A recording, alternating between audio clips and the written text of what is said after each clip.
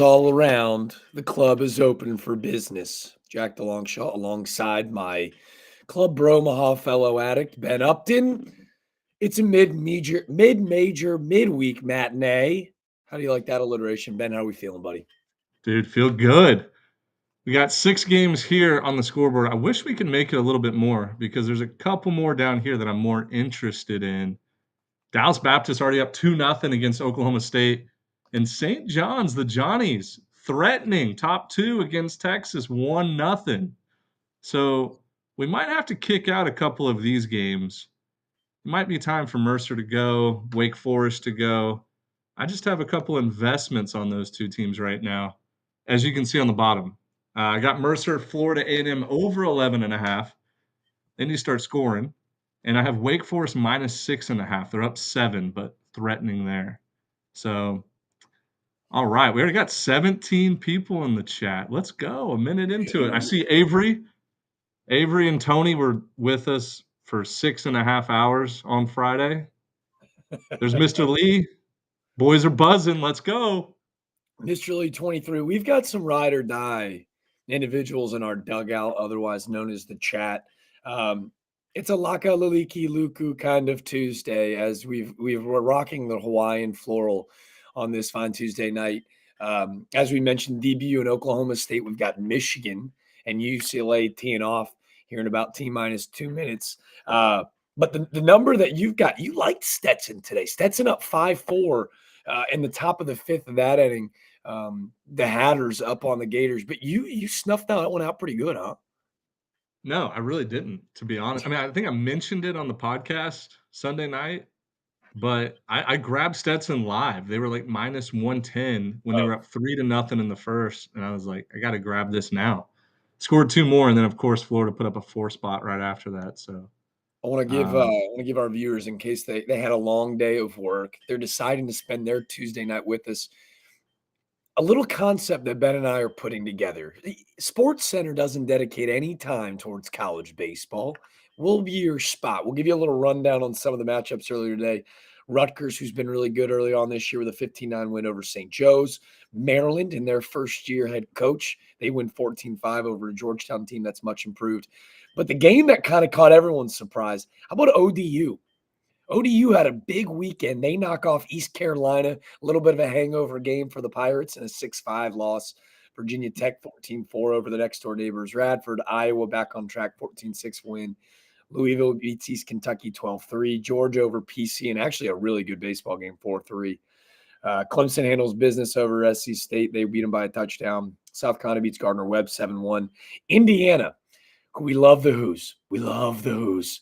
Purdue Fort Wayne goes and beats them at home 9-6. Turn it upside down, and it's a 69 loss for Indiana. It's tough. Houston, in a look-forward game, they get beat 8-7 by the Roadrunners. I was a little bit disappointed in my Cougs. I was all over them. Georgia Tech, we're going to talk a lot about the young man, Drew Burris, who went absolutely bonkers yet again. They win 10-0.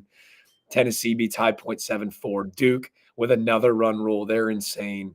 And Vanderbilt, who we thought was going to be in trouble this week, they come out and just put a whooping on sicko season. Indiana State, they beat them 20-4. Ben, what stood out to you? Because to me, the hangover game, it's tough to call it an upset because ODU is a really good baseball team. That's a bad hangover loss for the Pirates. yeah, I actually did call that one on the podcast. I said, watch out. ODU's a good team. They just lost the weekend series against Rutgers. And East Carolina was buzzing a little bit. This was the classic look-ahead game. It happened to me all the time when I was at Mercer. You know, we'd go sweep East Carolina and then lose to Florida A&M in the midweek. So I wouldn't even call that as much of an upset. Old Yeah. Dominion's always good in the midweeks, it feels like. So really the shocker, there was 2 shockers to me. One, Vanderbilt scoring 20 runs. Like, that's crazy. Just put a beating on the Sycamores. And then Indiana losing their home opener after just such a hot start to Fort Wayne. The Mastodons. Great name. Love it. But, yeah, there was a lot of people that lost money on Indiana. I saw on Twitter every single parlay had Indiana minus 650 or minus 700. So they the Hoosiers owe some people some money. That's a fact. I'll tell you, man, shout out to the boys in Fort Wayne. I got to imagine that they're going to be enjoying their Tuesday night. It's going to be a rough Wednesday morning, 9 a.m. for the fellas at Fort Wayne. Yeah, didn't see that coming. There's no reason to hit the panic button. We've talked about this plenty, but I think it's more of a testament to the disparity in college baseball. A lot of old guys playing, and I think mid-major baseball is as good as it's ever been. But to your point, man, I did not see Vanderbilt scoring 20 runs. Like, they're going into a big weekend in Houston, and like their offense had to show up or they were going to get embarrassed, and that's a huge win over a really deep Sycamore pitching staff. Yeah, and for Indiana State, their pitching staff was one of the top in the country. Like, they were giving up, I think, 2 or 3 runs a game this year. Yeah. Dude, that really surprised me more than the Indiana loss, to be honest. So for the chat, if you see me checking my phone right now, I am doing my absolute best to get Drew Burris to join Club Bromaha. He's from Macon, Georgia, where I spent a lot of time. Went to college there. Next 3 or 4 years after college, I lived there. Drew Burris used to come to the Mercer hitting camps that I used to work from like 2015 to 2019. So he's close with a lot of people I'm close with, like 5-star. Coach Gibson's son is he's the director of baseball operations for Georgia Tech, and he's one of my best friends. So there's a slight chance Drew Burris comes on Club Bromaha. Yeah. Well, we made a big splash night one. There was a national anthem sung. We bring on, Troy head coach Skylar Meade, but I see a couple of comments. I think Matt asked who's going to give him the bag. We're not going to be asking him that question if Drew pops on, but we have to be respectful. He's 19 years old. Don't want to get him in trouble. It's just like when we brought on Skylar. Hey man, let's tone down in the dugout some gambling talk. Let's just talk some ball with the fellas. That's what it's going to look like as well. But with Ben and I on, let's get the chat rolling, boys. Hey, so no suits. So Trip, I see your comment here. No suits and ties today. This is Tuesday night. It is Hawaiian Tuesday. It's we're almost in a speakeasy bar. I feel like we're in a speakeasy bar right now. Low key Tuesday night, Hawaiian shirts, comfort, midweek madness. No suits and ties tonight. That's a Friday, Saturday thing. And this is where the chat I appreciate. This is accountability. Tiki Tuesday. Accountability is key. Shout out to Yoder. Tiki Tuesday, floral midweek guy. Floral Friday, we're mixing it up. I see Mr. Lee 23. Matt, I appreciated the shout out because got the opportunity to interview the guy, Derek Bender, who's playing with purpose, playing with reason. He's an incredible dude. I've sent some Hail Marys and some feelers that way as well. So that's the beauty of this thing. If you guys were expecting suits, fair. But if you were expecting us to show up with a scripted plan, then shame on you. Of course, we knew we were going to show up and roll the dice and figure it out. Come on. Yeah. All right, Ben, how are we feeling? I've got my DBU still up 2-0. I try to get in it with you hypothetically on a nice investment. I don't know if the chat's got anything out. Let us know what we're riding. I got the lucky shades on. Let us know who we need to be cheering for these next 3 hours. And it's a really good question. Actually, before we start talking baseball, there's a really pretty female in the chat that asked a question that I brought up earlier. Ben, on Sunday at College of Charleston baseball games, they do a traditioned Hawaii. It's a Hawaiian Sunday, basically. And I showed up in a tie-dye shirt. Does tie-dye count as Hawaiian? Absolutely not, dude. Tie-dye and Hawaiian? This is a Hawaiian shirt. Tie-dye is I got it in my closet. I rarely wear it ever. But it's kind of under the same umbrella, right? I want to hear I need to hear your thoughts. Like, what makes you think that it's Hawaiian? All right, so maybe this was just me trying to stand out a little bit, but I've got every Sunday they rock Hawaiian. So it was my second weekend with them, and I showed up in a tie-dye shirt, thinking intentionally like, hey, it's like adjacent, like it's in the same neighborhood, right? I felt good. I got ripped. I put up a Twitter poll, and I think it was like 92% said that I was a fucking moron. Yeah. But doesn't it feel like adjacent to? No. No, not really. I think what you're comparing, like, a Hawaiian shirt is like a stock 6'2", 240-pound right-handed strike thrower, All right. and the Hawaiian is the soft tossing lefty. Like, That's a you can't different. wear I mean, the tie-dye, you cannot wear multiple days in a row, or you'll get smashed. That's the soft tossing lefty. It's a The Hawaiian shirt is all reliable. Like, he might get hit around a little bit, uh, but it's very consistent. So, no, I mean, they're both pitchers. They're both shirts, tie-dye, Hawaiian, both shirts, both pitchers. that's as close Completely as different. they're both shirts. Completely different. I'm with Brandon though. Brandon says it's Grateful Dead equal Hawaii question mark. No, but it does feel like an old school rock and roll guitar player or bass player would whip out both shirts though. Like that's what their closet looks like to me. That is true. I Right? will gladly say that. The same guy that wears a tie-dye shirt is just as likely to wear a Hawaiian. Eh? Um, I Or don't is think it? so. I think I'm gonna disagree with that too. All right. Well, I'm all the way out. I lose. Sorry, guys. All right, I added a couple more games on here. We got the Dallas Baptist game. Oh my God, these advertisements on Warren Nolan are gonna kill me. Come on, Xfinity, get out of here. All right, and we also got St. John's, still up 1-0 on the Longhorns. Oh, hey, can we? I'd like to hit a little shout out there. How about the 34 inning scoreless streak for the Longhorns? Dude, Some day. crazy, right? And it was against Cal Poly, who's not a bad team. No, Cal Poly beat Missouri twice opening weekend and then gets shut out for the dude, imagine that plane ride back home. Sorry, I just whacked the side of my desk twice in a row. Flying into Texas, flying out of Texas, 0 runs. That's gotta be a quiet plane ride. And, oh my god, I thought Stetson just hit a bomb. Alright, we're good. I see a lot of FAU, a lot of UCF. Seems like the boys are in on TCU as well.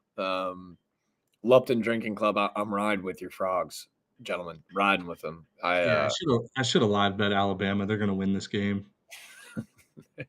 Same with Florida. Florida will end up winning this game. Well, I said I want to ride with the fellas, but Florida down a run in the 5th was like minus 140. I was like, that seems like free money. Yeah. And then if you lose, you're like, oh, cool. It was like, they're probably open as like a 5-run favorite, right? Yeah. Jack, tell everybody about your Citadel versus Charleston Southern game, the Battle of Charleston that you got to call today. Guys, everyone's excited about this Clemson-South Carolina rivalry. There might not be a more distinguished rivalry in all of college baseball than the Charleston Southern Buccaneers and the Citadel Bulldogs. The Baptists versus, obviously, the Bulldogs and the Cadets. We get to the 9th inning in a really clean baseball game. Really clean, 4-3. Charleston Southern has quite literally led since the opening leadoff home run. They got a young freshman on the round, 3 no-hit innings. He's rolling. They send him out for a 4-inning save. It's going to be unbelievable. Gets the first out really quick, hit by pitch, single. We're second and third because the guy advances on an errant throw, misses the cutoff with 1 out. Charleston Southern pitching coach heads out to the mound, Carl Kuhn, who's, by the way, the 2016 pitching coach of the year at the University of Virginia when they won the national championship. This guy knows what he's doing. He's the man, Carl Kuhn. But there was a misunderstanding between he and the field umpire. There was no clarification on whether he pointed down to the bullpen or not. So, what do you mean by that? Yeah, what do you mean by that? So he heads out to the mound, and he swears by it that he made no motion to call in their closer. Field umpire sees it, makes the call, closer trots out. For a good 30 to 40 seconds, no lie, there is a conversation on the mound that looked like he was just commending his freshman who just went 3 no-hit innings. When in reality, he had no idea that the closer was standing behind him. So when he finally sees him, he sends him back to the bullpen, which at this point, the umpires I've already met. They didn't know that. They thought for sure they had already made the move to the pen. The Citadel head coach, Tony Skoll, goes bonkers. He's like, hey, clearly cannot do that. Like, that's not how this works. Then there's about a 5-minute conversation on, all right, let's talk about the rules here. Like, what just happened? Can that happen? Can you bring him out and then send him back? They literally go to the NCAA handbook and clarify the minute that he steps foot on the mound, it's like, all right, cool, it's game on now. So after like a 15-minute delay, they bring in the closer, and 2 bits later, Citadel walks it off. In my entire life, I Wow. don't know if it's ever happened in the sport. It was unbelievable. So I didn't know that was a rule. I didn't know if you brought somebody in, they stepped on the mound, boom, they're in the game. That's interesting. Uh, yeah, what a tough way to lose for Charleston Southern. They led the whole game. And that you're from Charleston, you probably know better than me, but to my understanding, that's a pretty big rivalry, right? Yeah, there is definitely mutual when I played at Charleston, we definitely didn't like each other. Like, when you think about, like, the student life experience, it could not be more polar opposite between a cadet and then a Charleston Southern student athlete, like, very, very different. There's a lot of respect. I don't know why the College of Charleston piece hasn't come in, because usually CFC and the Citadel were, like, mortal enemies, but I think once they split from the SoCon, Mhm. it hasn't been as intense. But Charleston Southern and the Citadel, they literally play each other like 6 times all throughout midweeks the entire year. So it's like you're just so tired of seeing each other. It's almost like those fall inter squads. You're like, can we like stop like playing these dudes? Like shit. So it was a wild game. Lucky to be a part of it. It's too bad the viewers at home had a guy calling the game that had no idea what the hell was going on in that situation and can describe it a little bit better. But in my defense, we were in uncharted territory, man. Hey, we already have our first guarantee reference. I What's love our guarantee tonight? I love that the chat's not going to let that I'll down. make a guarantee Now we're talking. if tempted to say if St. John wins tonight, I'll guarantee Yeah? it. You like a St. Johnny's guarantee? Yeah, Texas Texas just one. ripped a two-run double to take the lead, but I don't know. Well, that's a I safe guarantee. You obviously don't wanna pee your pants. I'll find one with you. We should do it together, really get the people going. So, g what you probably should have to explain what a guarantee is. We have 45 viewers, which is more than we had on Friday night, so there's probably some new people in here. Go ahead and explain the guarantee. Ladies and gentlemen, the guarantee. A bet is boring, it's old, you don't wanna lose money, but if you want to have fun with your friends, the guarantee is just like this. I guarantee that Texas beats St. John's. I'm so confident that the Hook'em Longhorns beat St. John's tonight that I guarantee that the University of Texas takes care of Patino's school, the Johnnies. It's not even a question. I guarantee it. So when St. John's does the unthinkable and they beat the Texas Longhorns, I will then have to pee myself on said stream tonight in Club Bromaha. It's happened. People have peed themselves downtown, maybe too much to drink. Um, this will Yeah, be a forceful one. This will be for the boys in the dugout only. Um, which leads us to a next part. Guys, you've been sitting in the chat. We haven't mentioned it once, but if you've noticed at the top of the screen, only live in Club Bromaha tonight, 20% off of our brand new shirts. You don't want to pee yourself in that shirt. They're too pristine, they're too clean, but help yourself. Demetri and Ben have created some badass logos for schools around the country, or hypothetically schools around the country. hypothetically, could Hypothetically schools around the country. But there's no hypothetical about how good the shirts are over at Home Field. 15% off using our code CSS224. But if you want to go check out the 11.7 site, it's beyond badass. You're not going to want to pee your pants in it, but you will get 20% off if you buy it in the said live Bromaha tonight. nice. We gotta be careful with Jeff Johnson here. His TV's behind. I battled through that all Friday. I understand your pain, Jeff. Um, Getting the results before you see the process is terrible. So we'll try our best not to spoil anything, but now that we have a guarantee on the line, there's no promises. We might be reacting before you see it yourself. Um, Oh, Connor Johnson could have sworn I was just listening to Jack from the Joe. Did he teleport? Yeah, Connor, Jack came straight home, yeah. literally straight home. Connor, I got to tell you, buddy. You ever seen that Talladega Nights movie? I want to go fast. That Club Roma was the only thing that mattered to me tonight. We were on the call, and then I hauled ass home to make sure that I was with my boys. And if you are wondering, Jack, did you call a game in that Hawaiian shirt? No, I didn't, but it'd be really cool if I did. Oh boy, Florida's about to take the lead here. Top six, two out, second and third. Who is this up? Curland, maybe? Cade Curland? Yeah. I don't know. We'll Oh, there's figure the it out. boy. Yo, P Coin. P Coin knows a thing or two about the guarantee.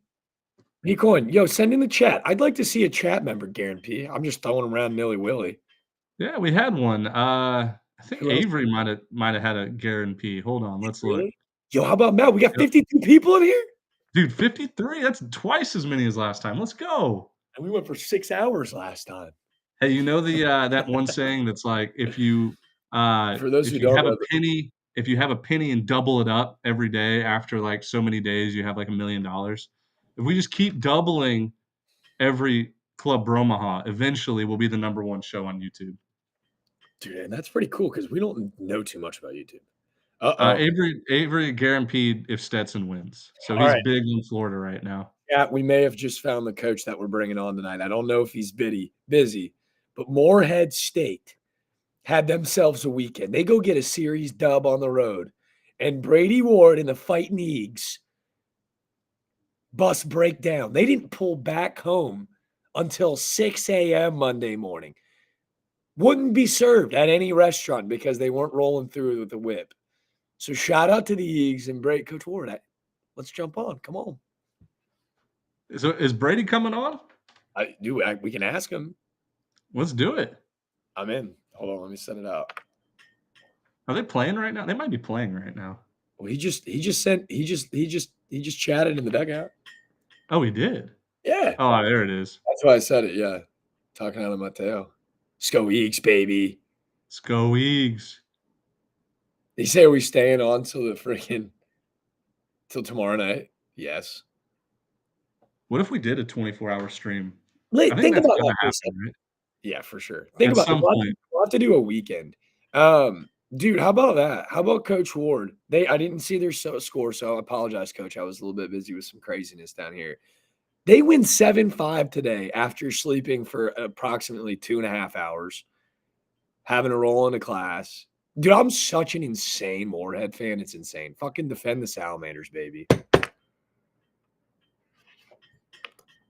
They win 7-5. Let's get them on. Oh, we got some good chats coming in. Are we rolling? Do a little 24-hour stream and the KBO. So I watched tons of KBO during COVID. It was like the only sports on, Korean baseball. You know, you would invest in it. You'd fall in love with the something dinos. What's their something dinos? Come on. There was a team called the Dinos that I fell in love with. KT Wiz, I don't know. The KBO was excellent to invest in. Yeah, I was a big Dinos fan. There was a team. The Japanese B1 basketball is taking this winter by storm in my circles. But I don't know. Oh, dude, NC Dinos, that's what it is. Hey, look, Dinos. my brother has flops on the ground, Reckling Park tomorrow. Will, here's the deal. Grab a Rice pencil. LSU. Here's the Noon. beauty of pencil talk, Will. It's not about the guy holding the pencil. It's about the guy in front of it. You've already got the flops part down. That's arguably the hardest part. Grab yourself a pencil and become a flops on the ground reporter. Done. Let's go. All right, Brendan Smith asked, shirt sale require a code, or are they just on sale during the stream? I don't know. Demetra set it up. I think there is a code, and it's just during the stream. It's only live during the stream. I remember him saying that. But did you see what Demetra posted down below? No. At 400 subs, he's going to drop the Club Bromaha shirts for the fellas. Oh, let's go. Okay. 400 subs, Bromaha shirts are dropped. Are we doing Club Bromaha during the College World Series? Heck yeah. Jack and I will be there. Yeah. It'll probably be a home field. So home field apparel is supposed to be throwing us an event at Omaha for us and all the fans. Live show, merch sales. It's going to be a blast. So I don't even know if have we said that publicly yet? I don't know if we have, but it's going to happen. You just mic dropped. That was pretty cool. Yeah. Let's see. Yeah, I think the Club Bromaha shirts are coming. I think we're gonna order a whole bunch of them, and hopefully they sell. Dude, St. John's just took the lead. Uh-oh. Oh my God. Oh my God. The guarantee is alive. Do we have that one up? Oh my God. No. Fuck. I said I'd guarantee once we got to 1,000. It looks like I'm going early. Yeah, we need 25 more subs for 400. Dang, dude, we've grown like crazy. I think we entered the first club Bromaha with like 112. Yeah, how about that? In a week, not even a week. Yeah. Oh no, Jack says. Oh no, Texas.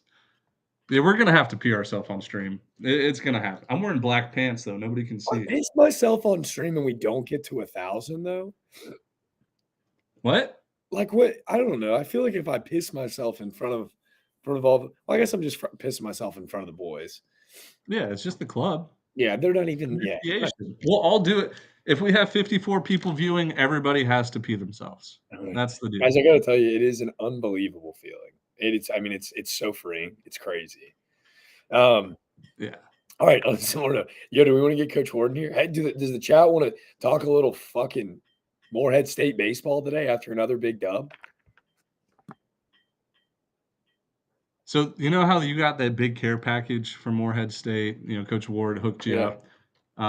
Mine got sent back because his assistant coach wrote the wrong address. So it's supposed to be coming soon, but yeah, I can't wait to wear some Morehead State gear. I love it. I'm sending it to you now.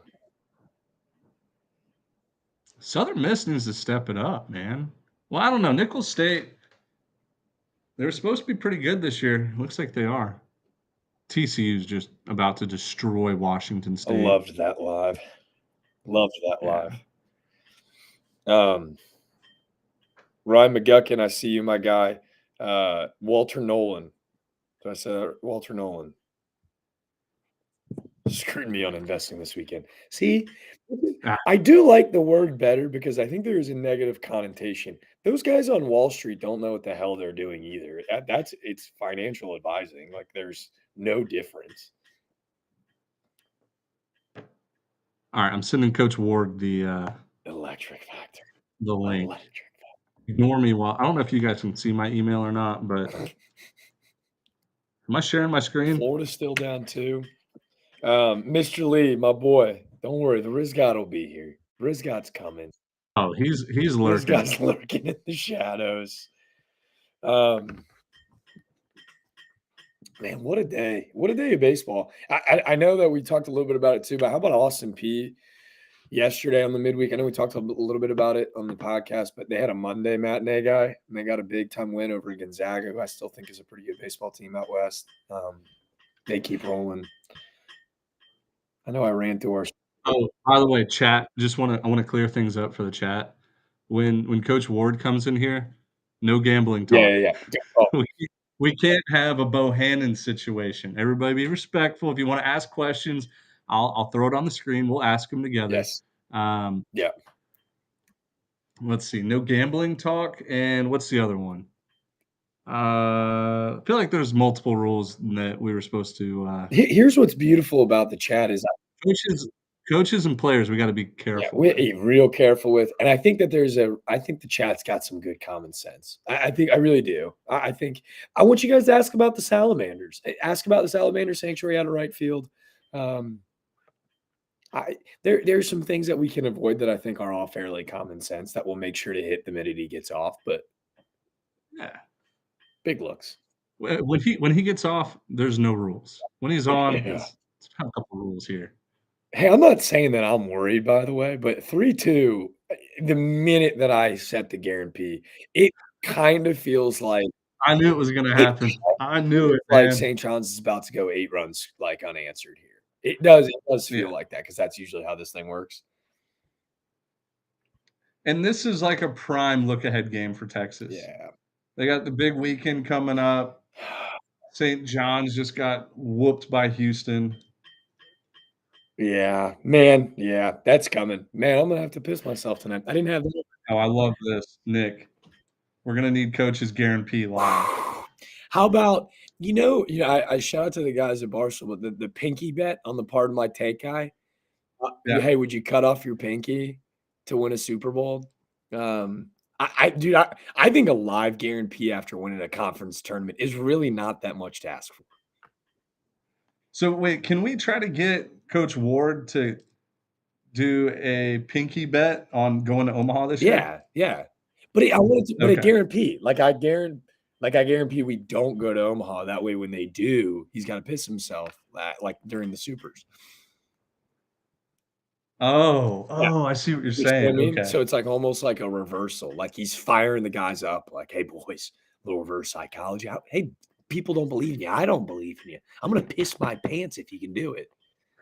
And then they do, and then right after the dog pile, he's walking over to shake Jay Johnson's hand at the box after beating him in a super, and he just lets it go.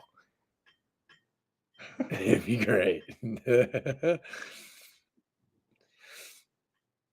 Oh man, Dallas Baptist is blowing it. Up 4. Oh wait, I think he's in here. Oh, he's in here. Let's go. Wait, how do I? Make it Now I gotta change the background.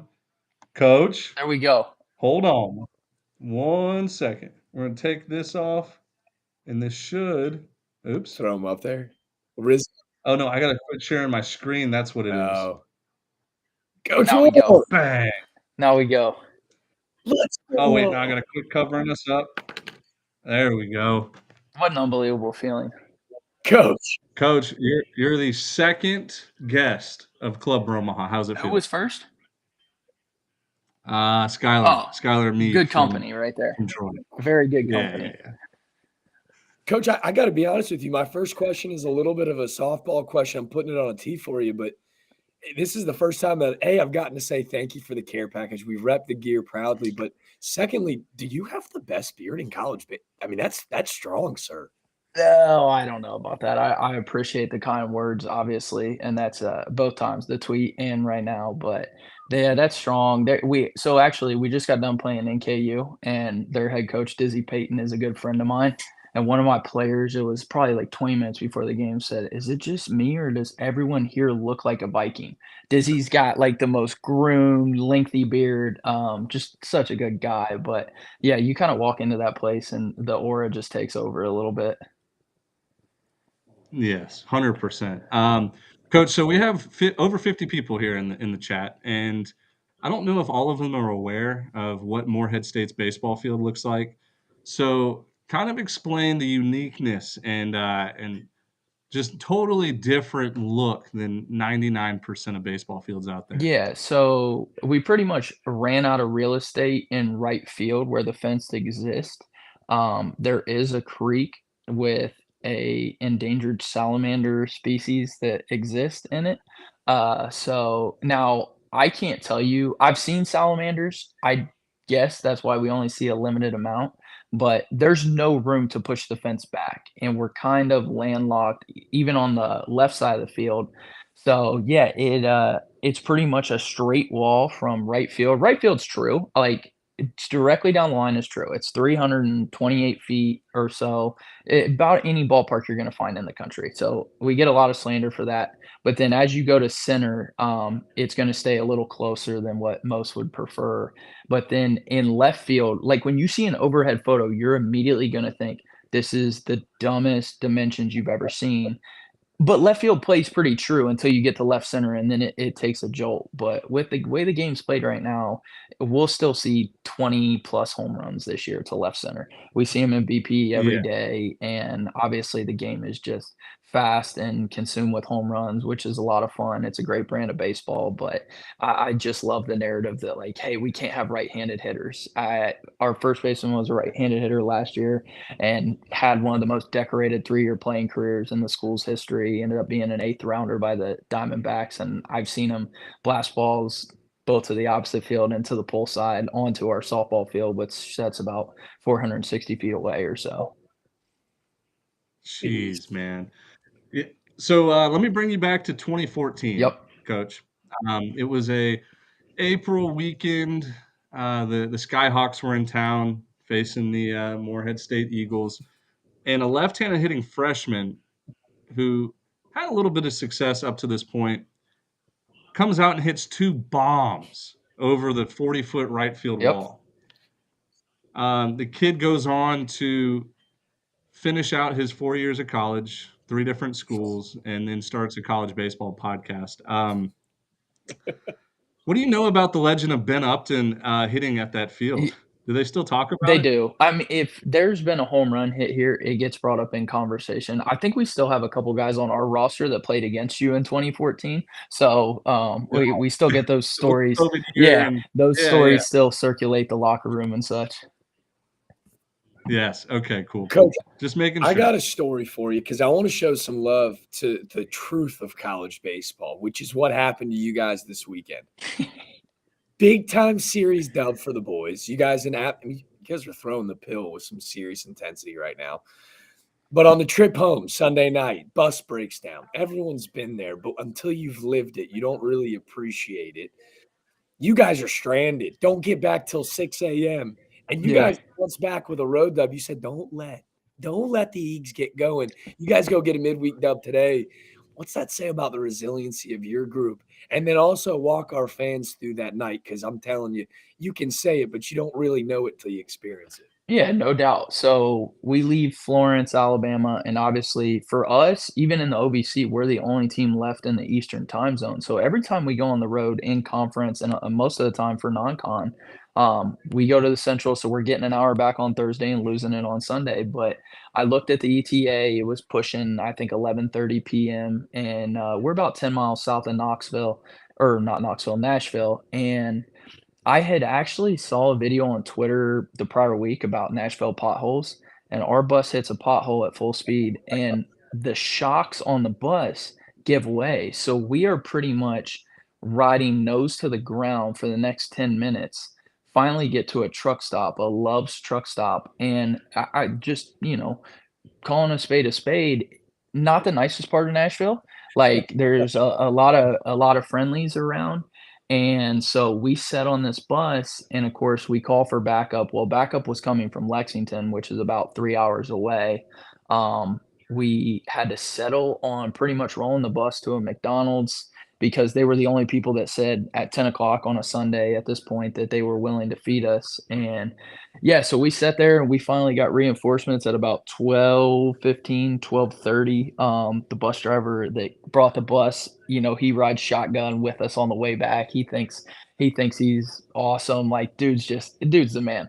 But yeah, we end up getting back at just close to 6 a.m. and had a short little workout at 3 p.m. yesterday. We take our off days on Wednesdays with majority of our midweeks happening on Tuesdays. So we had got a little workout in, got a little lift in, and then obviously went up to Northern Kentucky today and played a really good ball club. And yeah, we're able to edge one out. And it's kind of cool, right? Because you have that long day and it's a tight game the whole way through. Our guy who finished the game first time on the mound this year, he's coming back from an injury and he throws scoreless eighth. And like I wish we had video from today. You guys got to see the way this kid maneuvers around the mound. It's almost a little bit of Michael Jackson-esque, like moonwalking on the bump. I mean, there's some serious pizzazz, but then in the top of the ninth, our senior DH it just hammers one through the teeth of like a 20-mile-an-hour wind. We scratch an insurance run and then kind of pitch out of a jam in the bottom half. So yeah, resilience, good word to describe it. I'm doing a little bit of word vomiting when it comes to it, but regardless, it's just really cool. It's one of those deals like if we're fortunate enough to have something special at the end of the year take place, then you look back on this and laugh at it, and it's a really cool memory. 100%. Now, Coach, you have more of a untraditional way of becoming a Division I baseball head coach, if I remember Mhm. correctly. There's a lot of people that think it's just like become a volunteer assistant, work your way up. Tell the chat kind of how you got into coaching college baseball and where you were at before Morehead State. Yeah, so I got done playing in 2018. Um, those 2 previous summers, I actually started working for Prep Baseball Report when I was still an athlete in, the state of Ohio, my home state, and then I also coached a travel team called the Bo Jackson Elite. So I just, like, hopped into it, had a great group of kids that are actually they would be COVID guys right now, a couple still surrounding. We're gonna go play Ohio State, and I have like 2 guys on the roster that I coached when they were 16 years old. So kind of a cool moment for me and hopefully for them too. But as soon as I got done playing, it was like a week later I was recruiting at Tiffin as a graduate assistant. I kind of had a handshake and agreement with my head coach to come on staff as soon as my playing career was done. and then parlayed that into a volunteer role at Dayton for pretty much the fall season because a good friend of mine, Andy Pasco, actually got the job at Western Illinois, called me. We had it all set up for me to take this job with him. And I mean, as you can imagine, sometimes at mid majors, it's not just like overnight the job takes place, the hiring process and everything. So ended up being just before Thanksgiving, I got out there. We spent the holidays getting ready for spring, and then COVID happens. And in the midst of COVID, I was actually back in Ohio for a little while, and it's the end of summer. Coach Aoki calls me about an opening, and we have a couple conversations. And on September 1st of 2020, I take the job at Morehead State. So I come down here. I'm the pitching coach my first year. We have 3 coaches. It's me, Coach Aoki, who's obviously at Richmond now, and then a guy named Shane Conlon, who ended up becoming a really good friend of mine. So we do this whole thing with 3, and I'm talking laundry, field, recruiting, like, you guys know that you know the whole deal. Yeah. And, Shane took a job that summer at Austin P. So for that entire summer, it was Coach Aoki and myself. And I'm not kidding when I say it was like 3 days in my own bed that summer, just like boots on the ground. Probably the first year that we kind of saw the transfer portal become what the transfer portal is today. So just anywhere, everywhere, miles and miles and miles on a rental car doing the recruiting. And then the next year, we were able to gain a full staff. I took on the recruiting coordinator role. And then this summer, sometimes I guess you could say it's unexpected when coach leaves, but within 36 hours of coach leaving, I had built a really good relationship with our AD, and to be honest, like, our players just kinda stepped up and were like, "Hey, if we wanna be here," and especially having an older group with some 4th year and 5th year seniors, they were like, "We want it to be with these guys." So, I was fortunate enough to be named the head coach at the beginning of July, and my assistants were 2 guys that were on staff last year, and, I mean, it's just the 3 musketeers, if you wanna call it, but those guys, like, they help make this possible, right? Like, none of this is possible without them, and I'd be remiss if I didn't mention it. how 100%. can you not be romantic about baseball? Like, how you can like, you can say it and we can feel it, but until you walk that walk, like, it's a different beast, so those are long drives in those rental cars, man, so For kudos to you. sure. What you've been able to do so quickly, I think you've inspired a lot of people that have listened in. And we got a couple good questions. I don't know if you can see here, but Connor wants to know if we as a group can stop bringing in such cool coaches. Our guys can only root for so many teams. So you're getting some big time Eagles fans and support here, I Coach. love that. Here's a good question from Ryan Duda. How do you approach the transfer portal and JUCO guys as a small mid-major school? Um, it's a year by year basis, right? Like, it's without getting too much into our strategy with it, like, there aren't many days that we don't spend looking to see who is out there and kind of, you know, for me, I will tell you, sustainability has came from high schoolers. Like, I feel a very good ball club this year. We have 4th year guys and 5th year guys that have been in this program. They get here, we do stuff the right way, we build relationships, we develop them, and I think it forces guys to work harder. We have found some success in the transfer ranks, but it's a lot of background, man. It's finding the right guys that can come in and, like, fit into the locker room. The one thing I think's really special about our place is it's very blue collar. These guys enjoy going to work every day. Baseball and school maybe run a little more parallel than some of the, Ivies and more prestigious academic institutions, and that's not to knock our curriculum or anything, but, like, these guys love baseball. When they get the opportunity, it's like, be at the field, take ground balls, get swings. I get yelled at all the time because we leave the lights on when dudes are out there taking BP at 10 o'clock at night. Like, it's running up the electric bill and stuff, but no, I think that's just, like, that's what makes this place special, and so we wanna find guys that fit. I think that's very cliche, but if we're gonna go out on a limb and bring a guy in that's been in another program, they gotta be able to kinda meet our standards and also fit into that clubhouse so we can get the most out of them. Coach, you bring up a good point. For those who don't necessarily know y'all's ball club, one of my good buddies I played with at George Mason pitched for y'all the last time you guys made that Clemson regional. His name is Don Masulo, and he was without question one of the craziest individuals I've ever met in my entire life. He was Yeah. the the closer at the 95 would legitimately hammer himself in the face, punch himself before he went into games. And I feel like that is the MO of your program, whether you Yeah. want to, whether you've continued to recruit those guys.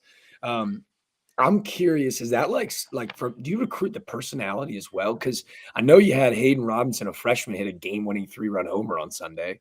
And you mentioned Michael Jackson on the mound. Like, do you recruit the personality just as much as the player to make sure that it's not only a good ball player, but the right fit for the culture that you're kind of setting as well?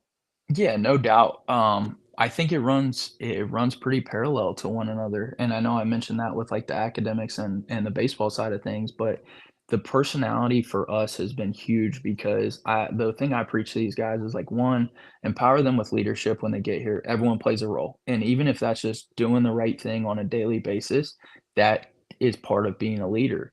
But two, when those guys have a personality that fits within our program and the clubhouse, they just go to work and don't ever look back. Like, it doesn't take that time that you see with guys sometimes, and I would say I fell victim to this as a player, where you spend that first fall kind of searching as, like, trying to answer the question if I'm supposed to be here. These guys come in and someone puts their arm around them and it's like, "Hey, we're gonna be in the weight room, we're gonna yell at each other, we're gonna get after it," and when we're on the field, it's kinda the same way. It's a different level of accountability, but it's just really cool. And it's funny you bring up Don Masulo because I've never had the opportunity to meet him. Really? But my graduate assistant, we have a graduate assistant who does our video and data analytics. He was our closer for the past 3 years, really.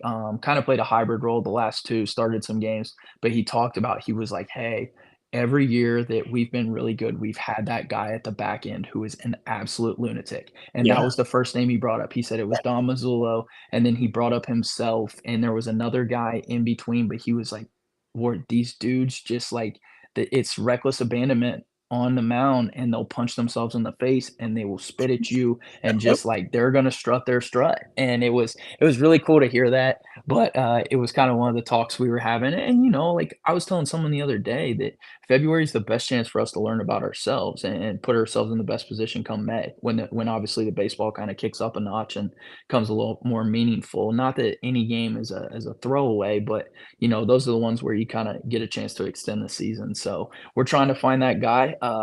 It'll be exciting as we go through this. We obviously got some big games coming up. We're heading to Louisville next Tuesday, who perennially is a very, very good team, no doubt about it. Coach McDonald's great.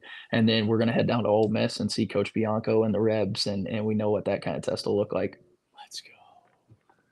Yeah, no, the players are gonna have so much fun at Swayze, especially in a weekend series. It's always a blast over there. We're gonna do some rapid fire Yep. questions now. So this one's from Avery, loyal fan of ours. Favorite jerseys you guys have at Morehead? Oh, we just busted out the all grays today, and by far they went straight to the top. Like, it was something that they had in the past, and we just look at it, we're like, "Yeah." We have pinstripe yellows. I don't know if you guys have seen them. They're pretty obnoxious, but they just it fits the mid-major brand, right? Everyone does it. Like, I know Kent Does. State and those guys have their deal, and I mean, every night you're starting to see these mid-majors that are like, "Let's run with it." I actually love what Roland and the guys are doing at Austin P with the all reds. Like, those are great too. So Oh, I'm they're I'm sweet. a I'm partial to the all grays though. This one is from Connor Johnson. Do you specifically try to go after lefty hitters?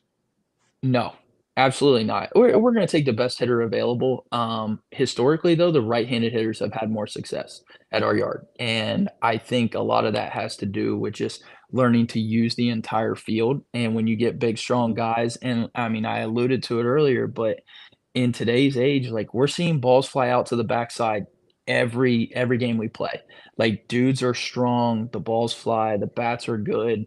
In Kentucky and throughout the Midwest, like, wind comes into factor, and balls can fly out to any part of the yard. Guys are living foul pole to foul pole with juice now. So yeah, and quite frankly, the wall will take some hits away from lefties. I mean, Ben, you've been there, but like, if you don't get that thing Yeah. up in the air quick, it hits the wall and it's turning into a long single or potentially a double with a play at second base.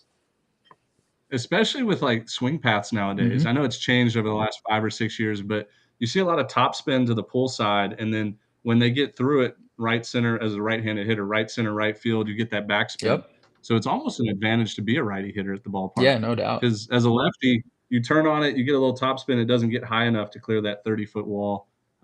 So yeah, I mean that's a good way to look at it. This one is from Mr. Lee 23.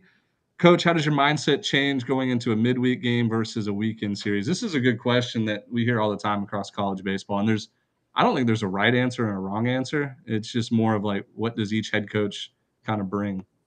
I don't think that the mindset changes at all. We talk a lot about just answering the bell on a daily basis and trying to eliminate the idea of flipping the switch and being able to just turn it on and off when we want to.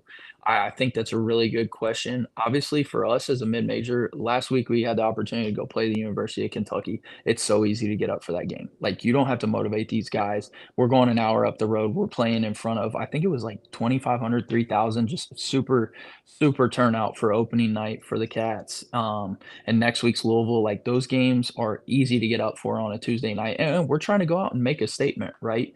Last year, I think had we won the OVC championship game, we're probably getting sent to Lexington. So it means a lot if we can go in there on Tuesday and go give them a run for their money to know that we might turn around in May and be right back there as a 4 seed and kind of turning it up on them again. And it's different, no doubt. Like, it's Friday guy on Friday guy.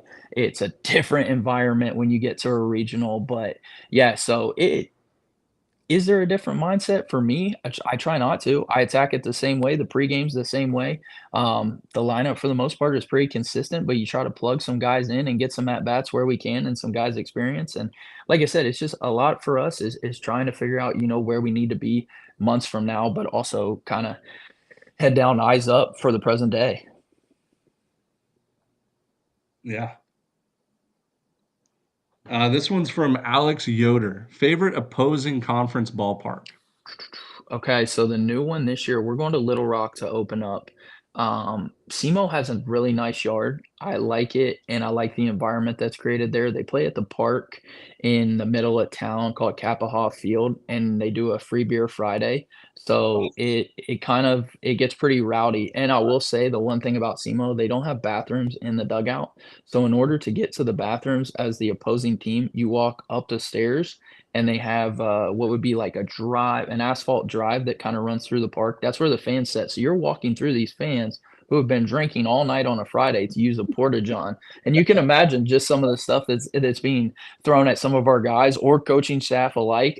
2 years ago was my first experience of it, and it was like, hey, this is pretty rowdy. 100%. That's a good one. Free beer Friday has got to be reckless. That's reckless. Yeah. I love it, though.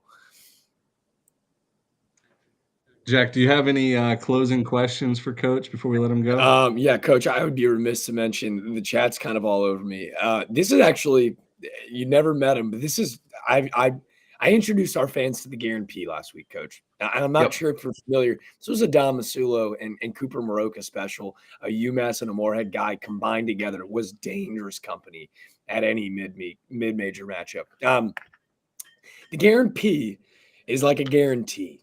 Like, I'm so confident that the Eagles are going to win the OVC this year that I guarantee that they do it. Right? Yeah. Guarantee. So on live stream on Club Bromaha, I will pee my pants when that happens. The people would like to know, would you guarantee to rally the boys like, hey, boys, we're not going to Omaha this year. I guarantee it. That way, when you guys do make it, it's almost like a second rallying cry to get the fellas to Omaha. Yeah, I don't want to put my name on anything like that currently. I'm kind of picturing Jersey Jerry. I know he did this a few weeks ago. One of my former pitchers and I, that's our thing, like the Jersey Jerry clip. So we send it back and forth. I'm in tears when I see it. To put my name on something like that would probably be a little bit of a stretch right now. I don't know what the feeling would be if we were to be able to get to Omaha this year. But yeah, it would just be kind of overwhelming that maybe it just kind of happens naturally. Yeah, I think what Jack was asking is, if you guys make it to Omaha this year, will you pee your pants? Yeah, it's a better probably way to put it. Can you promise us that? I think the easiest answer is most likely. Yeah. Yes. Okay, cool. There we go. Wait, did Jersey Jerry pee his pants? I'm a big fan. Yeah. Really? Yeah, absolutely. Oh man, I didn't know that. I feel like now we're just cloud chasing. No, this was an old school George Mason deal. Okay. Well, cool. I got no Not a problem. stolen idea at all then, not a stolen idea. I'm Right. going Well, on that's record saying either that. way, I still think it's electric, but not as electric as you, coach. Hey, appreciate Well, that. perfect.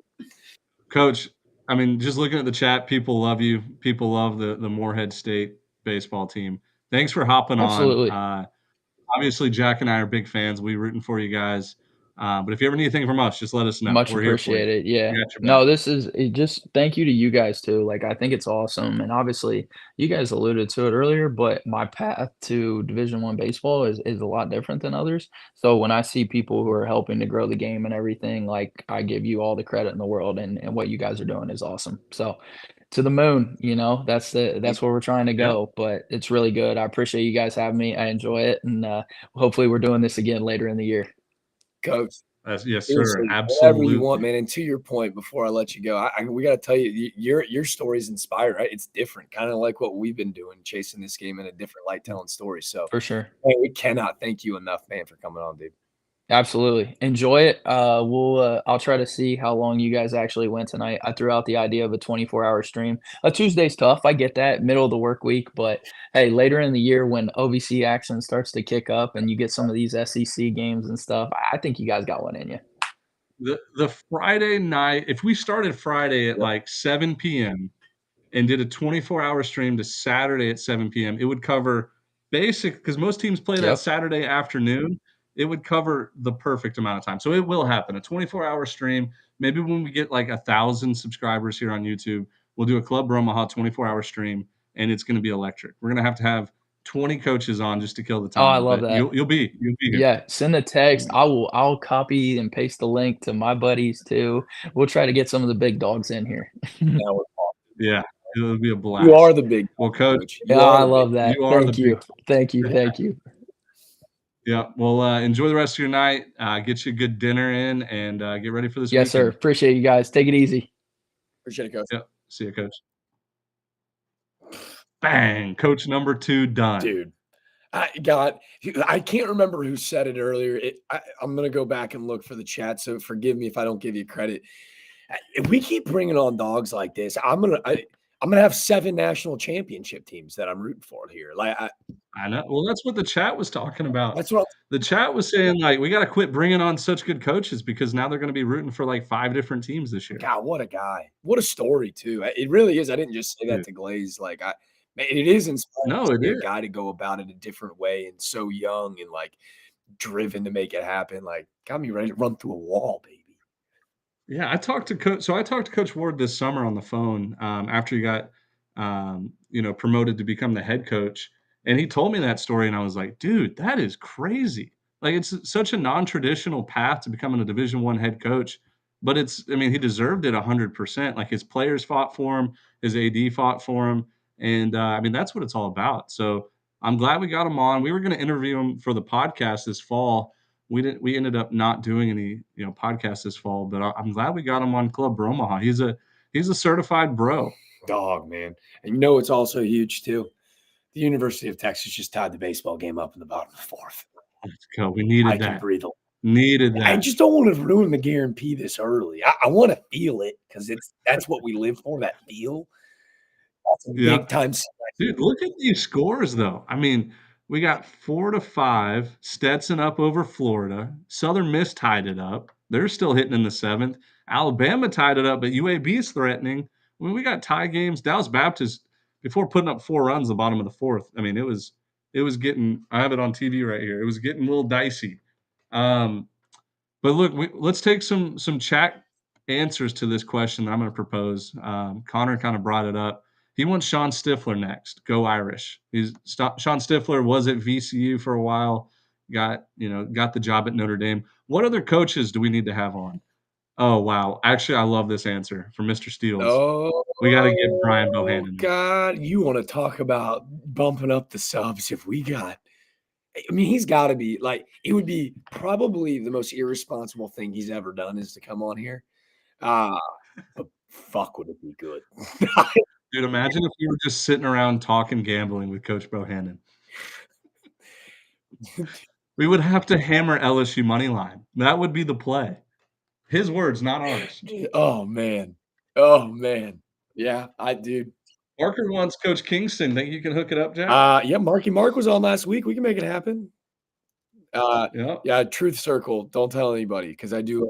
Wait, this is Sean Kingston. Isn't that like a singer? All right, so That's like an R&B. So Truth Circle, I pretty much exclusively only called him Sean Kingston for a long time for reasons that we don't have to go into, but he was Sean Kingston for me. No way. Are you talking about in your podcast interview? No, I made sure to get it right last week. No, this was a couple years back. I was Okay. yeah, Jason Derulo and Sean Kingston. Come on, how about that throwback? Dude, when he said Sean Kingston, I was like, "Wait a minute. Yeah, That's definitely the, it's an inside joke for the chat. Don't let anybody else. Okay, Don't let okay, anybody- inside joke. Alright, we're getting some Bohannons, some Jay Johnsons, DVH. Maybe guys, these might be too big for us right now. Wrong. Let's Stop. look at, like, the Big West or, like, Wow. the Mountain West, somebody over there, quiet coach. I don't think we're getting Jay Johnson or even Kirk Saarloos. Hey, I need you to cool the brakes. We can make that happen. We can make that happen. Look, I would love for it to happen. I just don't wanna get my hopes up. I don't wanna get the chat's hopes up. Here's a good I'll get one, 'em up. Coach Maul. He's a beast. South Florida, he's got a good staff. Did they end up winning today? I think they lost pretty bad to UCF, actually. It was getting Did pretty they? ugly. Yeah. I'm with the Lupton drinking guys. Can I tell you a fun story? I'm in Omaha. I'm interviewing everybody from Cruz to White to Jay John, Tony V. Do you know the only guy that there were two guys in Omaha that gave me butterflies. This is where I might lose the chat, but I'm going to win you over, Ben. Two guys gave me butterflies meeting in Omaha last year. I'm far too extroverted. I can talk to a brick wall. So I introduced myself to everybody just because the pencil needed it. Two guys gave me butterflies, not Jay Johnson, not Tony V. Kirk Saarloos. I walked up to Coach Saarloos and I go, "Hey, Coach, I just wanted to let you know that I had a poster of you on my wall growing up." And he's like, "Oh, okay." Are you talking about the He's like, combined "Wow." no-hitter for the Astros poster? I had that same one. Combined six-man note. Yep, I had that Combined same poster. six-man note. It's combined six-man no-hitter. He goes, "Oh, that's awesome. Kind of weird that you led with Jack's Ross." And I was internet like, went "My out. God, really? There we go. Any better?" Oh, Chris Burke. And Chris Burke. We interviewed Chris Burke on the pod in 2021. He was awesome. Yeah, he was Awesome dude. just another Stro, baby. It was strictly Astros, man. We'll forever remember where I was during the walk-off homer against the Braves in the NLDS. Yeah, that's all I. Billy Jernigan, that's a good answer right there. Ryan Duda's just giving me hell. Gary Gilmore is the right answer. I don't know if Gary Gilmore can get. I don't know if he has a computer. Hey, Ryan. I think Hey, Ben. Ryan. he might. March 13th, Pencil Talk Pod flops on the ground in Conway, South Carolina. Gary's coming. Don't you worry. Oh, is he? March 13th. Did he like you? Was he a big fan of you, Jack? March 12th, the boy got invited back. A little midweek. You want to talk about midweeks that matter. Conway, South Carolina will be hosting the number 3 team in the country, the Wake Forest Demon Deacons. I will be on the call with my guy, Sam Wiederhoft. And Wait, really? I'll spend the night. Yeah, this is breaking news. And then March 13th, I'll spend the night and we'll talk to Coach Gigi the next morning. Dude, I hope they win. They got it would make that interview 100 times better. I know they got to. They got to. Yeah. You're going to be on the ESPN Plus call for that. Yeah, pretty cool. That has my attention. Yeah. Yeah. Hey, I had your interest, but now I've piqued your attention. Let's roll. Dude, I have full attention on you. I have full attention on Texas. Bases loaded, 2 outs. Dallas Baptist freaking rakes, man. Like they've scored every inning, 2, 1, 1, now 5, still 1 out, bottom 4. That's crazy. TCU rakes too. I mean, that team is loaded. TCU 1 through 9. Love to see DBU bounce back after giving up the 3 spot too, right? You gotta throw up a 0. Gotta throw up a 0 after getting the 3 spot crooked number, and then DBU just bounces right back on their head. Oh wait, Matt Weller just said OK State's right fielder just whiffed on a pop up. Well, Dallas Baptist still rakes. Hey, your boy Taylor Wall's on the call. Hey guys, if you listen to the Citadel Charleston Southern, beautifully played baseball game. Taylor Wall is the man on the call. He was the play-by-play guy that absolutely steered the ship, and he did.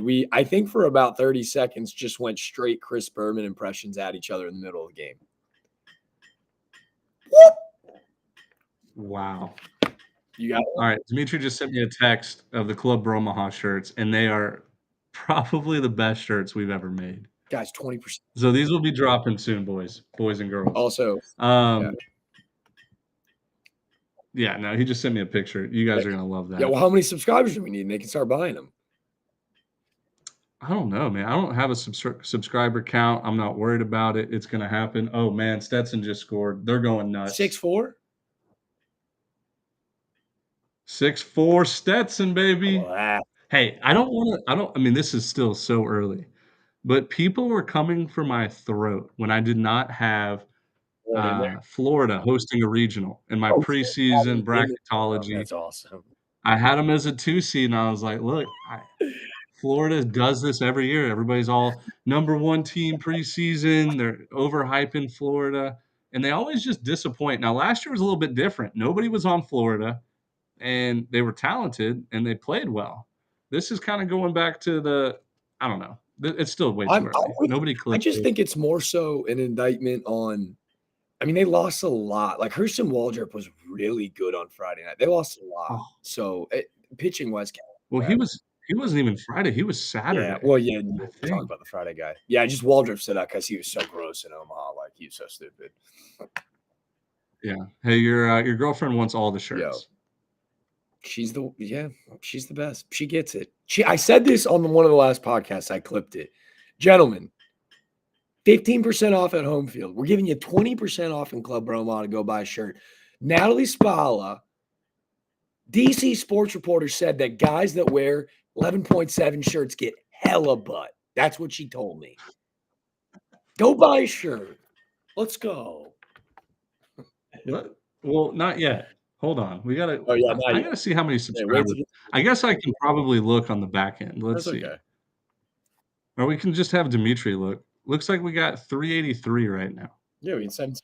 Now that number could be way wrong. I don't know. Text your buddies, create a fake account, create 17 fake accounts, and then you're good. Yeah, we're 17 away. It'll happen. It'll happen tonight. I'm not getting off until we get 400. No. I'll stay here forever. I mean, guys, hypothetically speaking, we're 6 2/3 away from me having to piss my pants. So, yeah. Yeah. Wow, Dallas Baptist, 12-3 now. Also, I want to give a shout out to Stetson. Incredible uniforms tonight, or as you say, costumes. Incredible costumes, all white. Very, very cool little script, cursive. But their new stadium, like their stadium renovations, are top of the dude. This is one of the nicest mid-major facilities in the country. I mean, they have the nice, comfy, looks like, I mean, just comfortable chairs. The fans are right there on top of the action. Sold out crowd. Great atmosphere in Stetson. I love that. How many does it sit, you think? I don't know. More than 100. Yeah, at least 11. Yeah, somebody in the chat look it up. How many seats does Stetson's new stadium have? Yeah, do you guys want to hear my hot take? Jalen Flores up. Yeah, while you guys are looking up, Jalen Flores, who, by the way, so good. He's a lanky live kind of guy too. He's about to hit a grand slam, and he's going to protect my bladder from exploding all over my pants. So you're watching the Texas game. I have the Stetson game on right now. Yeah. Look at Jacob. Jacob's so fast, 2,500. Well done, Jacob. Wow. 2,500 capacity. I bet they probably have about 3,000 in there because there's a ton of Florida fans. A lot of standing room only. Good. Oh, yeah, here we go. Additional 500 in the berm. That's where I'd sit. I think. I saw there was something. Oh, here we go. Connor Quigley. Hagen Smith got that many Ks in 6 innings. We can get that many subscribers tonight. Yeah, one more subscriber per Hagen Smith strikeout. This was another thing that caught my attention. Can anyone explain a good reason why a team like UC San Diego can't make the postseason? Yeah, I looked into it. It has to do with transitioning from. Oh, there we go. Bases loaded walk. Stetson 7-4. Let's go Hatters. Yes.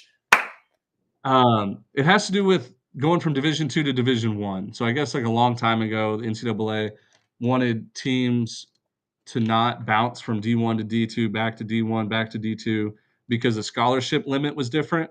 I think you could have more scholarships at Division II than Division I. And so they implemented, like, a 2-year I forget what it's called. There's a word for it, but basically a gray area where you can play Division I, but you're not postseason eligible. It's stupid. It's outdated. They need to change that rule. But yeah, UC San Diego will not be postseason eligible again. Every time. There will be no pissing of the pants tonight. Is that a grand slam? Catcher drops a foul ball. Jalen Flores goes granny. I should have guaranteed a granny. I quite literally said, Chad, he was going yah-yah. You give him second life when the catcher goes absolutely favorite rapper, Lil Bootsy. Boots the freaking fly ball. Flores goes grand guy. Let's go. Oh, You called it. Called it. You straight up called it. On the chat. Called it. Vamos. Called it. There will be no pissing of the pants tonight, but you can see the absolute exhilaration of the guarantee on full whistle. Oh, that was fun. Dude, you called it. Where else That's are you incredible. going to find this than Club Bromaha? That was sick. So the catcher dropped a foul pop-up? 2-2. He gets a breaking ball down. He skies it straight up in the air. He goes and absolutely fucking kicks the backstop. Ball drops right next to him. Next pitch, deposit it into the Yeti yard. That was awesome. I'm going to have to go give him a kiss on the cheek this Friday night. Like, who the fuck are you? Like, I'm the young man that didn't have to pee himself. Thank you, Mr. Flores. That's awesome. Good. I lost my train of thought. Oh, I know what I was going to do. I was going to show – this is funny from Lupton Drinking Club. Reheating some Hawaiian barbecue I bought on Thursday. What are my survival odds? You won't be getting much sleep tonight. I've never had Hawaiian barbecue, but I can only imagine it's one of those foods that does not sit well after reheating. Good luck. Wash it down with a couple brewskis, and let us know on the next Club Bromaha. Let us know if you're still alive. Here's a question that might divide the chat. Hawaiian pizza. Does pineapple belong on pizza, boys?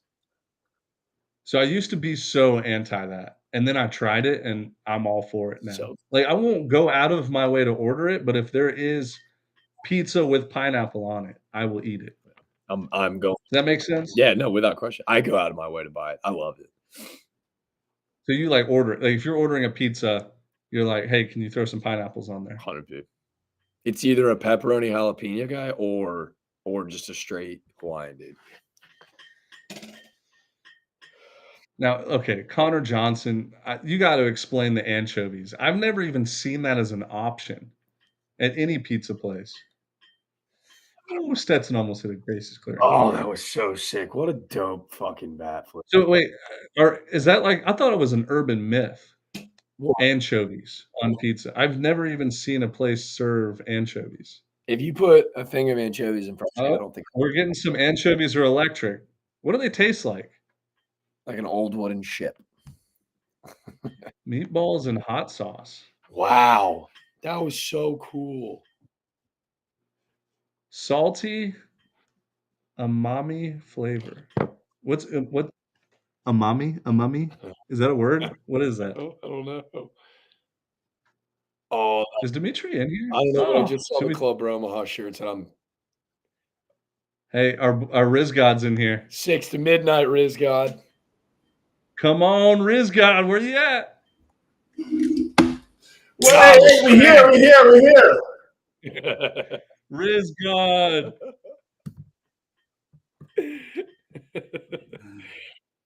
The Rizz Gods are in the chat. Hey, Rizz God, let's go. Rizz God, you see I called a freaking granny? Look at all the Rizz Gods in the chat. What up, boy? Bang. Rizz God, did you see I just called a grand slam? Hey, Are you impressed, Rizz? Figure it out. Where's your mic? Come on. Hold on. I He's got a lot of struggling right shit now. I'm doing over here. Hold on. Give me a damn minute. Hey, the Rizzler's on the struggle bus.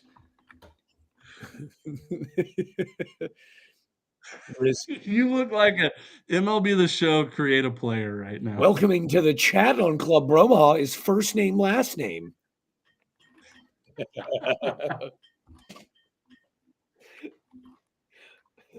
Everybody wants to know how your third date went tonight with that girl.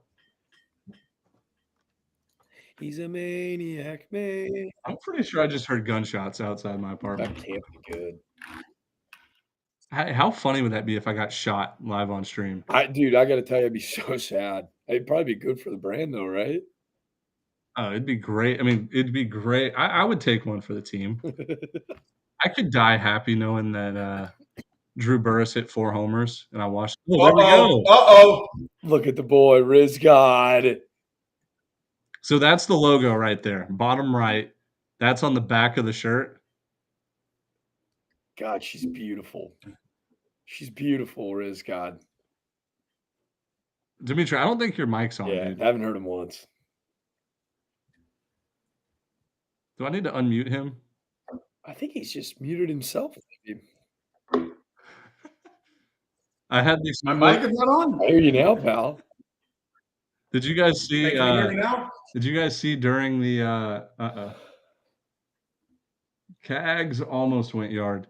While Coach Ward was on, I had all my bets on the ticker on the bottom of the screen. I was like, shoot. I saw that. He was awesome, man. Stetson, 1 out away, baby. Let's go.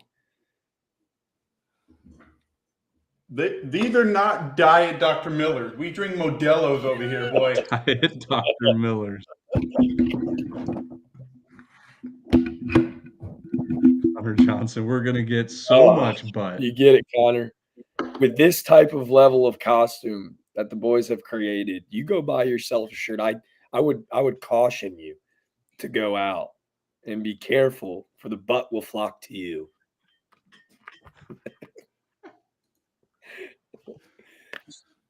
Hey, I'm gonna have to leave and come back. 1 second. All right, you got to clip some stuff. Demetra, the Rizz God's on Twitter duty right now, so he's got to clip a lot of things. I got to tell you, that was So a just bear with me. eventful Rizz God appearance, but I got to tell you, the chat showed out for the kid, and that was really exciting. Oh, dude. Fan favorite. I mean, our viewers went from like 49 to 54. Wait, that's so cool. Also, I just got a text saying the butt will flock to you? ? Was that such an out-of-pocket statement? Here, Connor Johnson said that butt flocks. Is that the right phrase there? Yeah, that felt good. It was like I need to see if Florida A&M and Mercer. Come on. What was the score to this Florida A&M Mercer game? No, my under 11.5 did not hit. But you still got Stetson, which is going to be fat. You got DBU, which is going to feel good. What was the Wake Forest final score? Oh, they won like 12-1, dude. Did they? Yeah. I need to confirm it. I had -6.5. Yeah, you're fine. They were up 12-1 in the ninth. Okay, 12-1. Yeah. All right. I need to change the ticker again. Someone give me another game to watch. So I have UAB plus 4.5.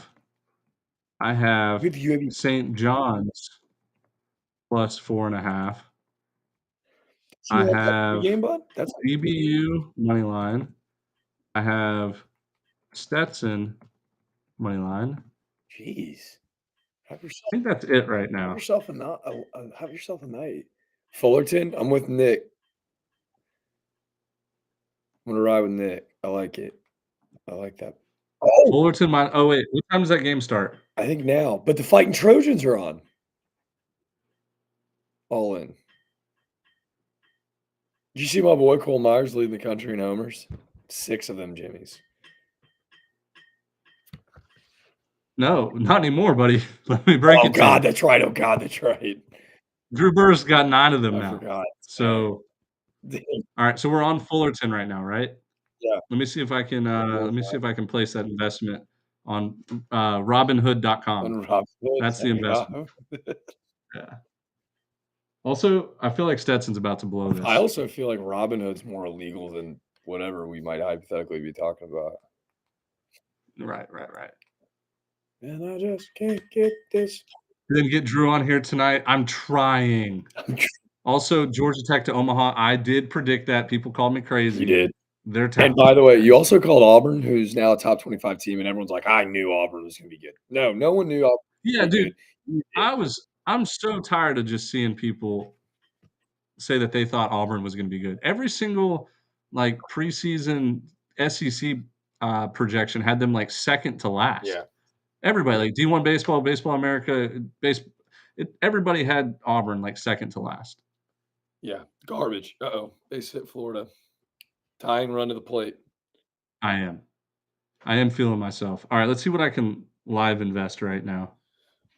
So Fullerton minus they're up 1-0. Let's see what the over-under is. I might take Loyola. I don't have that. Loyola live is plus 193.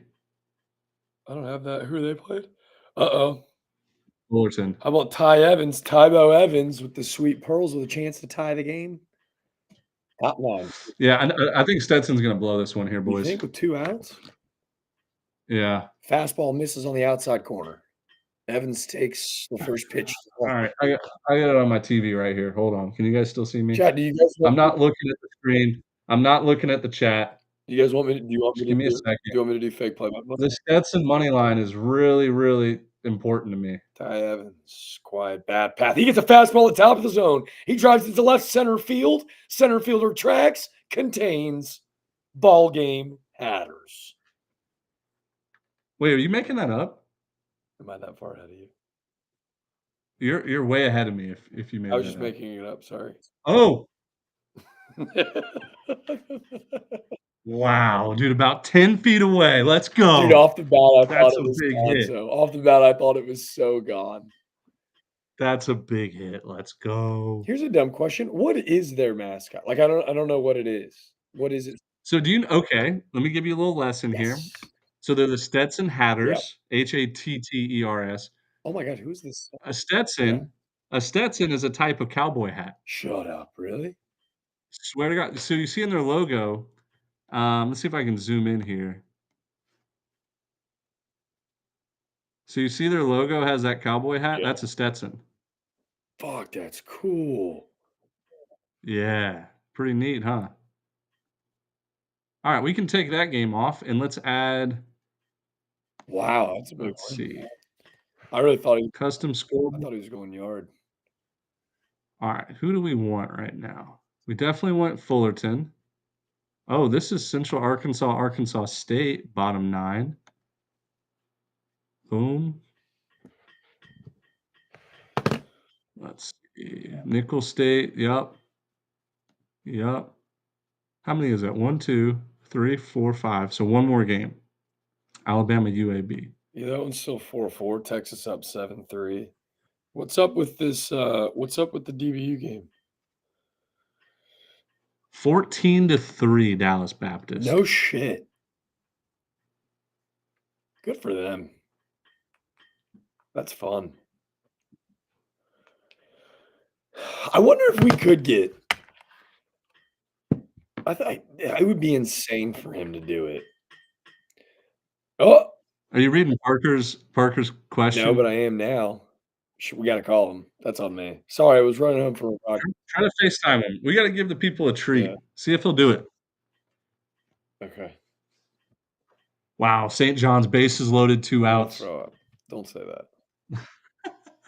Dude, they're only down 3. I got to turn that game on. Hold on. Parker, I'm calling the boy. All right. For everybody that wasn't here on Friday, Joe Satterfield sang an excellent national anthem. Sorry, I got train of thought. Oh, I got to get rid of this. It was a fantastic rendition. It was really impressive.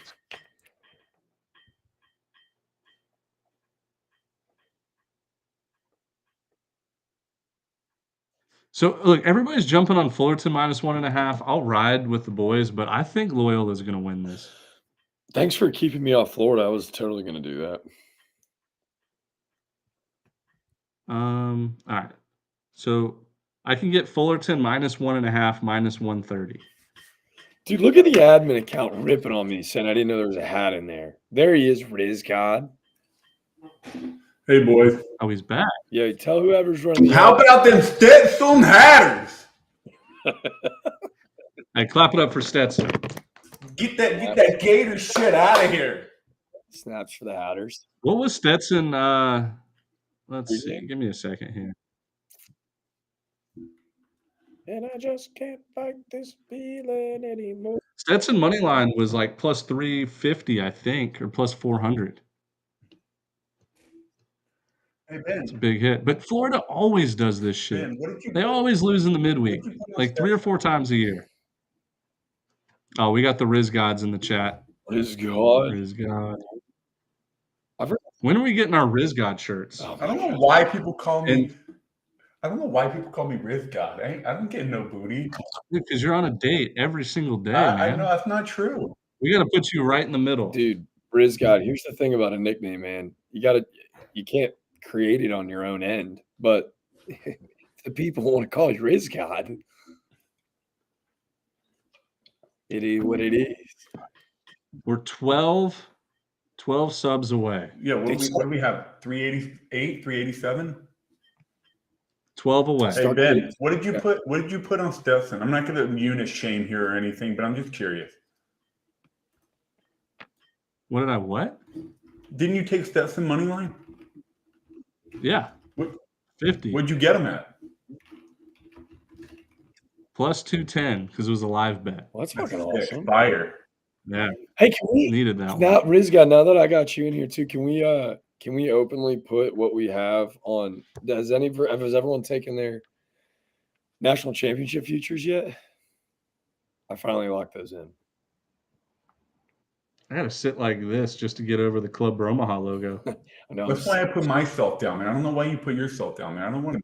Well, you're the Rizz guy. We had to put you in the middle. Yeah. We prefer the sunglasses on.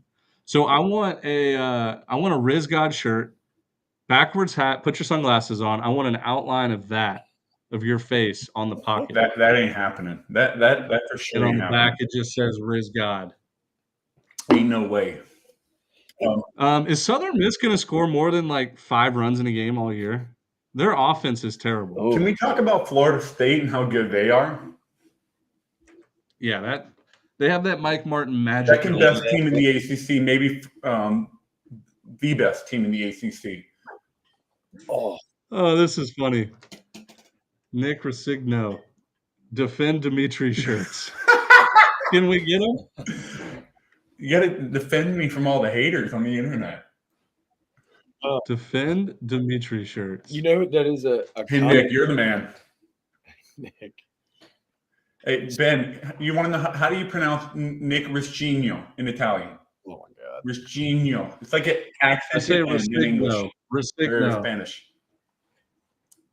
Resigno. Think of GN as an accented N in Spanish. No, we cannot lose people on the live stream with you pronouncing Jack Caglione's name. Racino. All right, like this is Racino. I'd love to bring Cags on. Racino. My dream is to bring Cags on at some point this year, which I think is very, very possible, and have you tell him that he's saying his name wrong. Well, dude, you missed it. UAB just hit a bomb, and this guy was chirping the pitcher, Alabama's pitcher, around the bases, and they were like yelling at each other. They were just yelling at each other around the bases. Oh, really? Wait, hold on. Wow. Let me see. We have gone 2 podcasts without Caglianone. Yep, you're right. Should I make it 3 or should I make it 0?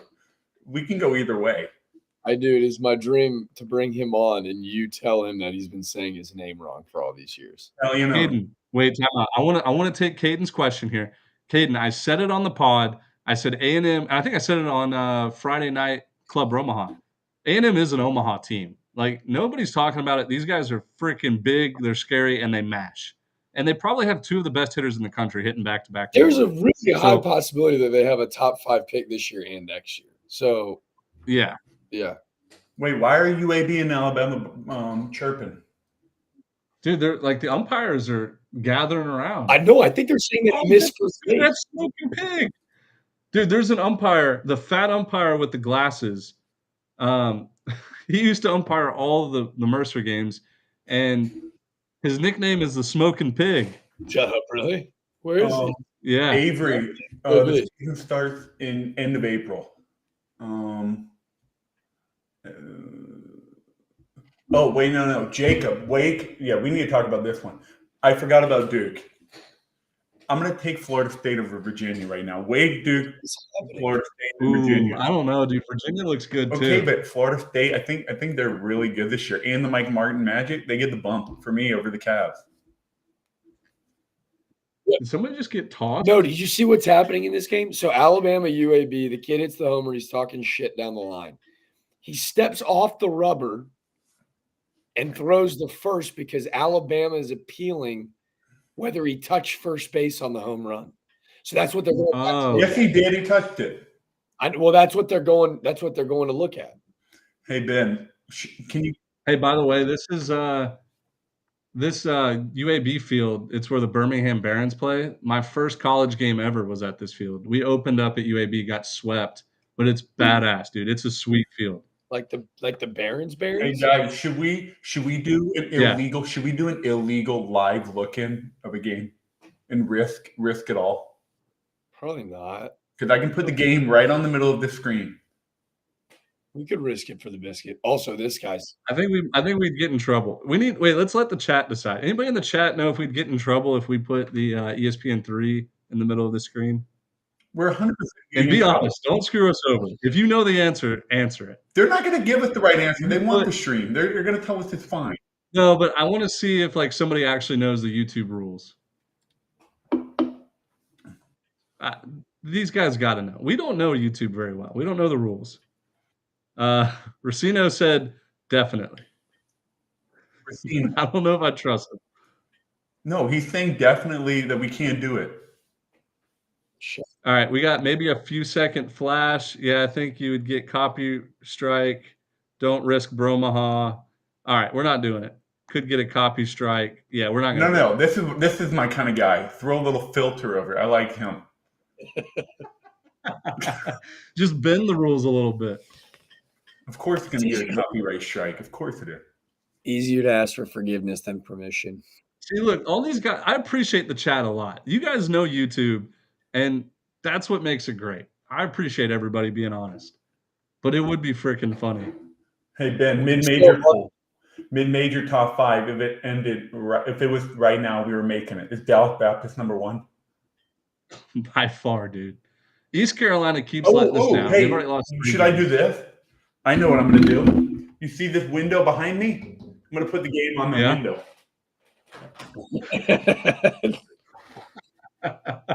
Rizz God. Yo, can we talk about one team that I wanted to kind of invest in tonight?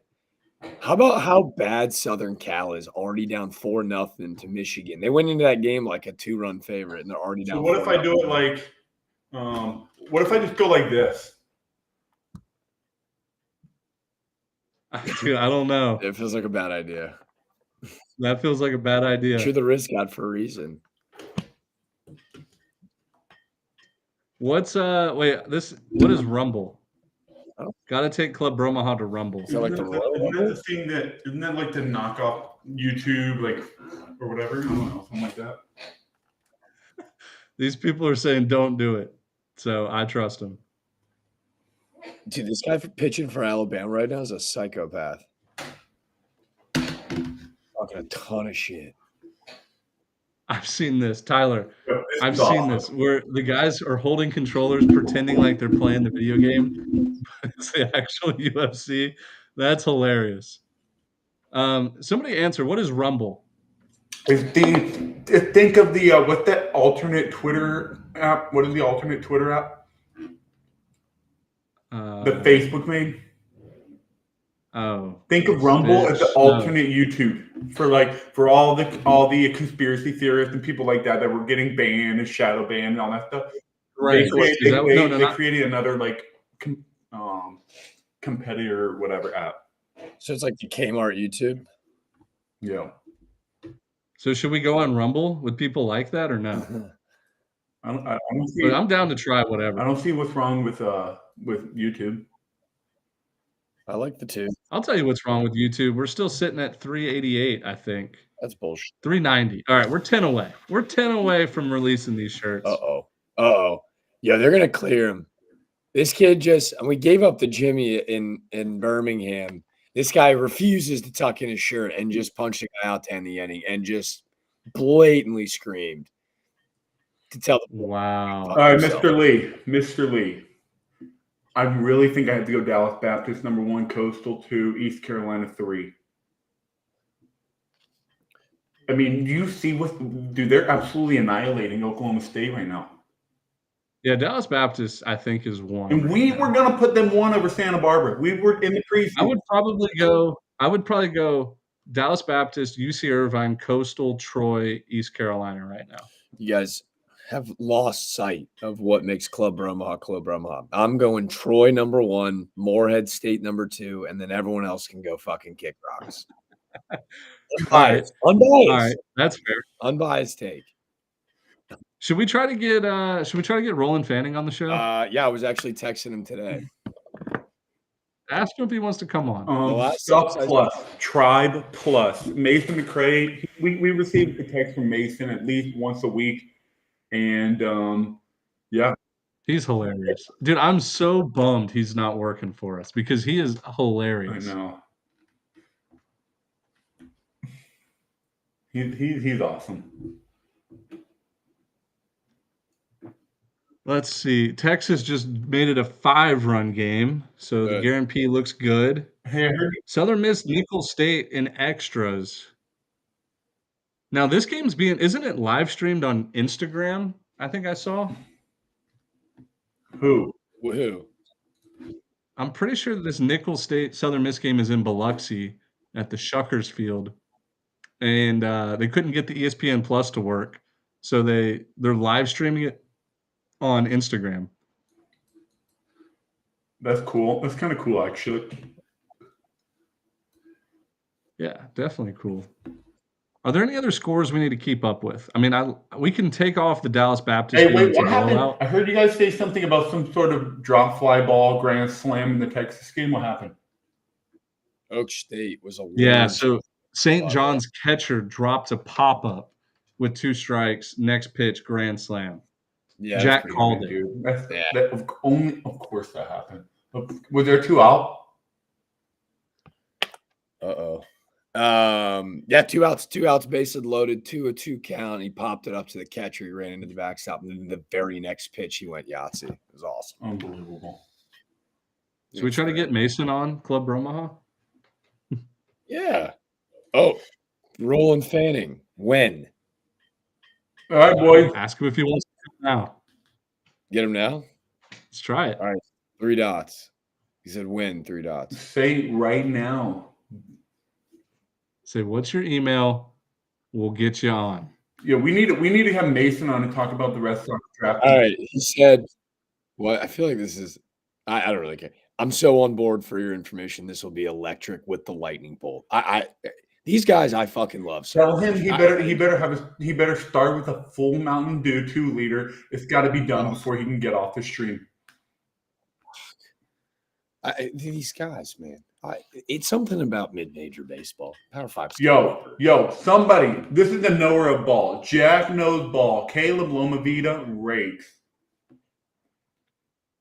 He's the guy for Cal. For everybody that doesn't know, catcher for Cal just strokes baseballs. I'm telling you, this team, they might finish second in the Pac-12. Jack, text me his email, and we'll get him on right now. I don't have his email. I have his SID's email, so I don't think he knows. Yo, tonight. This is awesome. Oh, Tony. Yes. What a guy. Wouldn't you like to know, Weather Boy? That is an all-time video too. Hey, what do you guys think? Is that true or not? What? Finishing number You one. can't convince me. You can't convince me. Central Arkansas. What we got in Central Arkansas? Hey, Arkansas State's one of the few undefeated teams left. We don't talk about undefeated teams, remember? I know. Hey, Rodney Green Jr. also low-key could win the Golden Spikes. HIM. Hemi Neutron. Dude, Nichols just took the lead over Southern Miss. I just don't see any way they can get in front of Oregon State. I mean, if they can, then yeah.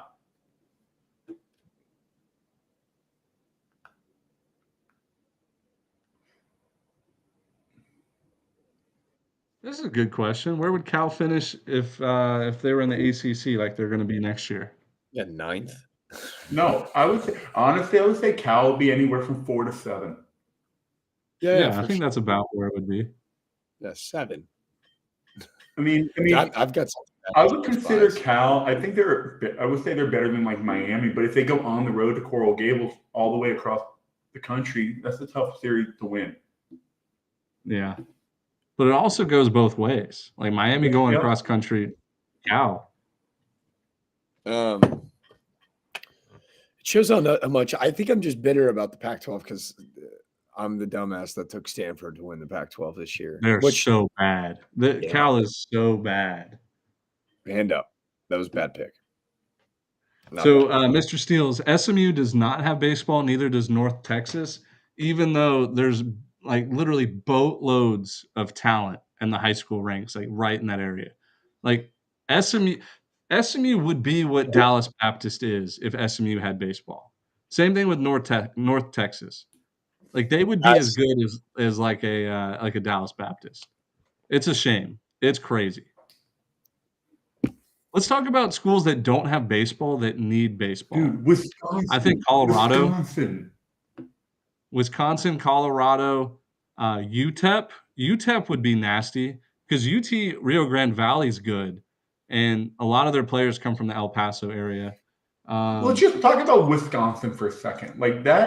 How did Wisconsin not have a baseball team? You're telling me they can't afford it, but a school like Furman could afford it until a couple of years, like 2-3 years ago?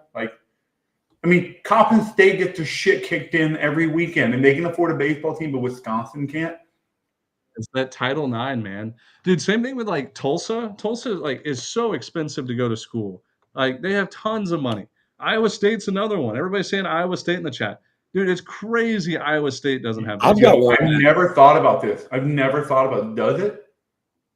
Yeah, Air Force. And Northern Colorado. I've got one that still pisses me off. The fact that Furman canceled their baseball program after COVID is such a load of shit. It's insane. Dude, it's because of their girl president. They have this girl president who hates athletics. And, dude, I always hated Furman playing against them in the SoCon. But when they canceled their baseball team, I was 100% for Furman. Yeah. I was ready to go to war. It's a shame, dude. Beautiful baseball complex. Good players, good teams every year. It was a joke. And an insane amount of money. So they use COVID as an excuse, which is really disappointing. Same thing with Boise State. Remember, Boise State brought baseball back in 2020. They played a month, and then their season got canceled, and then they canceled their team. Well, I will say this. It is very cold there. So, it'd be tough to – Could you imagine? With Wisconsin? Could you imagine an all orange with a massive orange on their chest, all orange baseball pants and baseball jerseys, Syracuse orange, taking the field on Friday night? Guys, can we have a conversation? It'd be fire. I need everyone in the chat to remain calm, drive to their local 7-Eleven, and go grab the biggest bottle of Mountain Dew you can find. The boy's coming. Syracuse baseball. Roland Fanning's coming. All orange, blue belt, blue stirrups.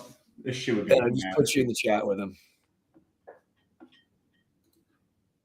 Oh, you texted me? Yeah, I texted you. I don't know if he sent it yet, but hey, 6 more subs. Huh? Well, hey, let's tweet out Austin P baseball because we're about to talk to the fucking head man, baby. Let's go. Let's go.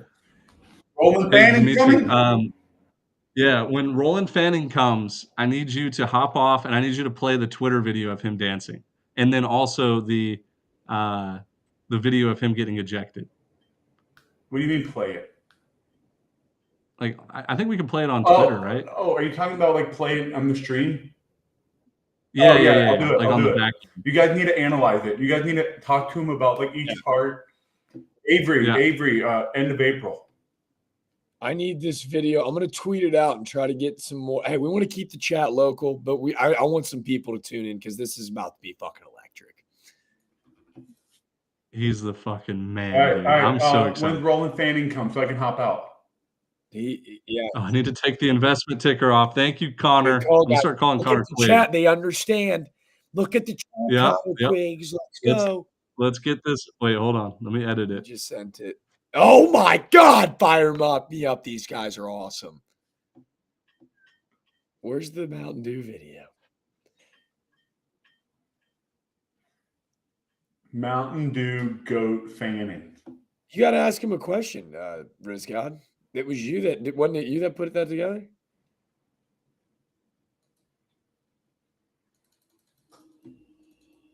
All right, hold on. I'm sending him an invite right now.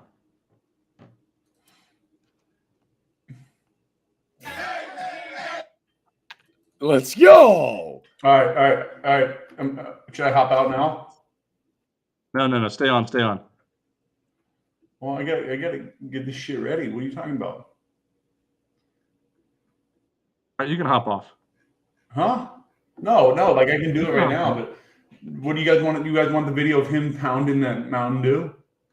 I think you got to get that one and the dancing one. Hey, I still have that Mountain Dew shirt in the draft box. Wait, what? Yeah, let's get that roll. Yeah, I want to wear that. Yeah, I made a shirt for fun. All right. I need to.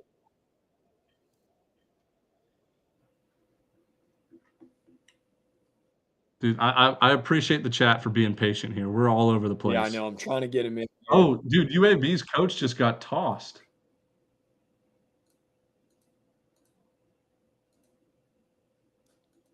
I think. I missed it, but No, we didn't. A fan got tossed. Oh, I thought the umpires were just discussing with UAB's head coach as he was saying getting tossed. Yeah, I think they ejected a fan. Oh, okay. I have UAB plus 4.5 here. I really don't need Alabama to hit this grand slam. Please just get them out. Just get a couple outs. Does anybody know what that is? What is ham? I have my Coach Fanning's got a freaking home field shirt on, guys. Everybody, don't panic. Oh my God. Let's freaking go. Guy. I'm so locked into this UAB game right now. He wants to know, did you send it to him? Yeah, it's live. Club Bromaha on the 11.7 Twitter, right? Yeah, you know what I'm about to do? I'm about to call one of his players really quick. Have we sent him in yet? Hey guys. Yeah, I just sent him. Guys. Oh, here he is. He's here. Okay. Yeah, everybody be cool. All right, hold on. Yeah. Everybody be cool. Let's go. Can you hear me? Yeah. Oh, fire me What's up, Coach? Fire me up. Hold on. I'm trying to upside down or sideways here. Trying to figure this out in my house. Coach, good to see you, sir. What's up, baby? How we doing?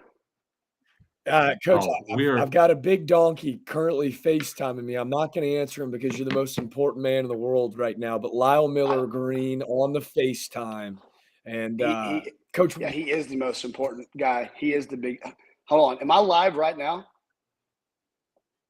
You're live. Oh, fire. I'm just going to hold the phone. I want you to know I'm supporting the home field right now. All right.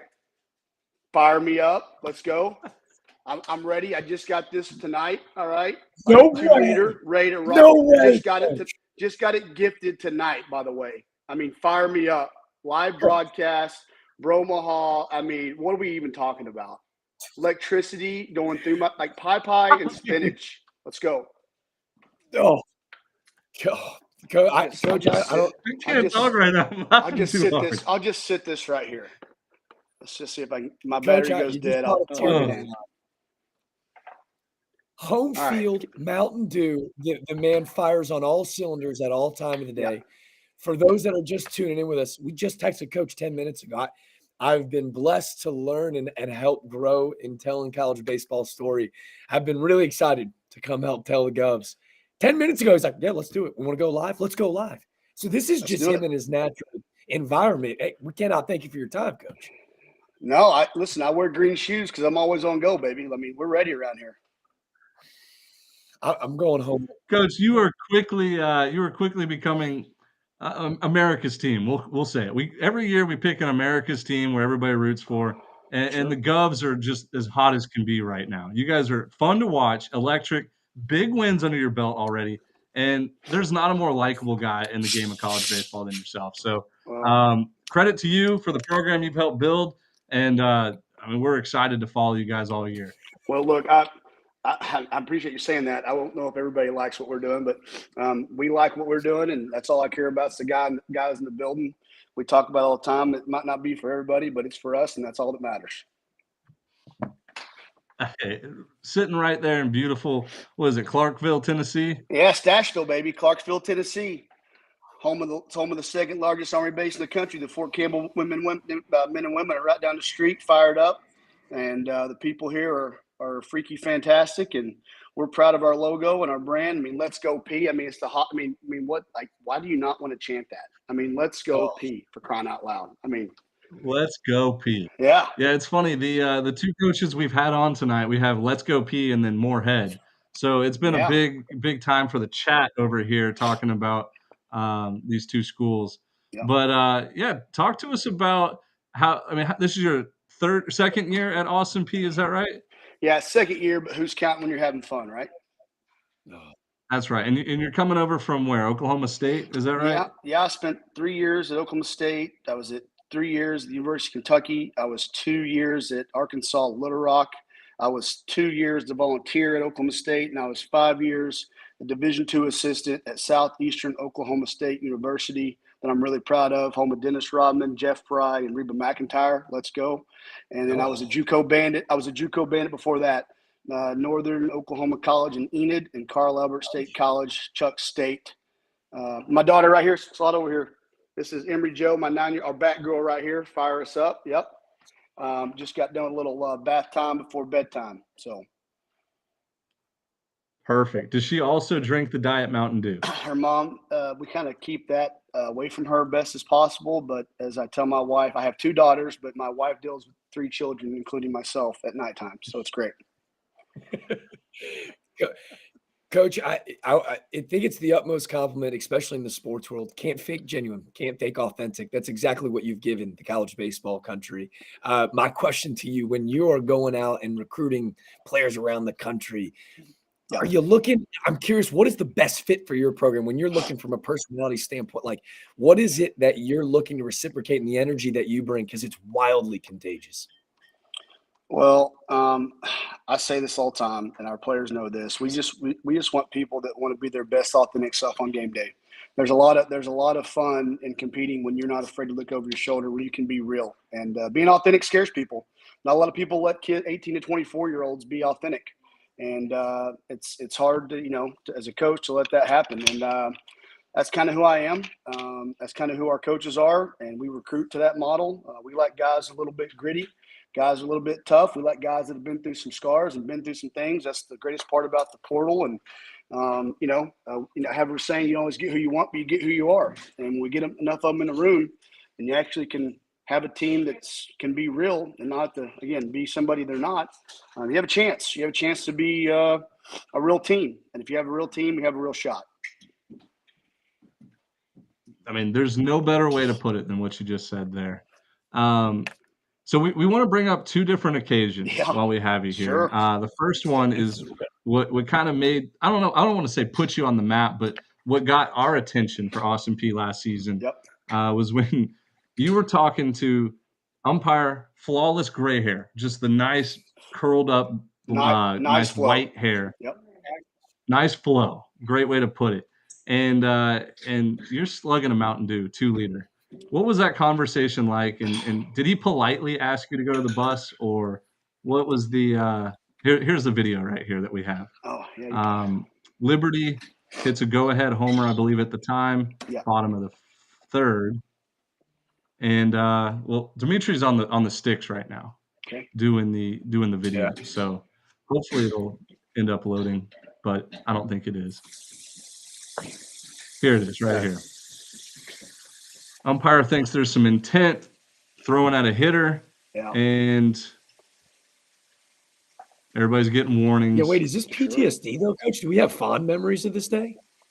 I could tell you exactly what happened, step for step, the whole thing. Yeah, look at the flow though. The wind just hitting the Goldilocks right there. A little Ric Flair in the hair there, by the way. I mean, yeah. Can I get a 2 clap? Yes, sir. Yeah, I know. Ooh, right. Yeah, there we go. Yeah. So listen, I'll set the stage. So I drink Diet Mountain Dew. Been drinking it for a long time. And that morning, I go to a convenience store there, and like a 20 ounce is like $2.25. And I look over to my right, and there's a cooler full of 2 liters, and this is like $1. And I'm like, no brainer, right? Get the 2 liter. First time I've ever done it, and there it is. And so we have an ejection because they thought we threw at him, which. I mean, we're on our third pitcher in 3 innings. It's an 8-5 ball game, and we're not trying to hit a guy hitting 122 at the time. So, but they wanted to toss me and the player and whatever. And so, I not grabbed my backpack and my Dew, and I'm walking out, and he calls me back over to get the lineup right. And I'm just talking to him, and I'm thirsty, and I just take a drink, not thinking anything of it, to be honest with you. And by the time I got to the bus, you guys had caught it. Put it out there, and in 2 hours, like Fox News, ESPN, Barstool, you guys, I mean, like my little town in Colgate, Oklahoma, just thought it was the greatest thing ever. I mean, they started selling T-shirts. They made T-shirts here, and it was the number one sold T-shirt in the spring. Okay, my brother coached at ORU last year. Okay, my mom's at the Regional in Stillwater.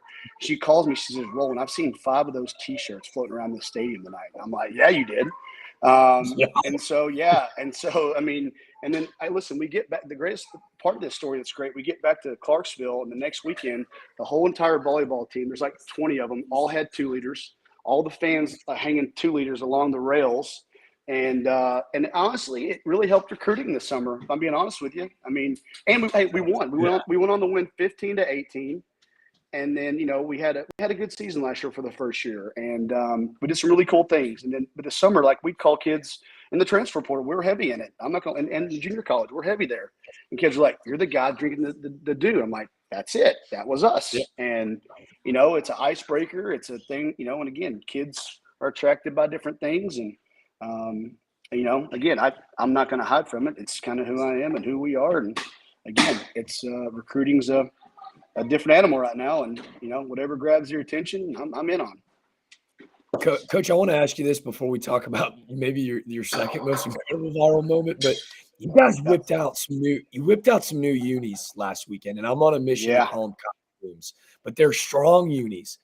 I'm curious. What? I like costumes. Thoughts instead of uniforms? Yeah. Maybe. Okay.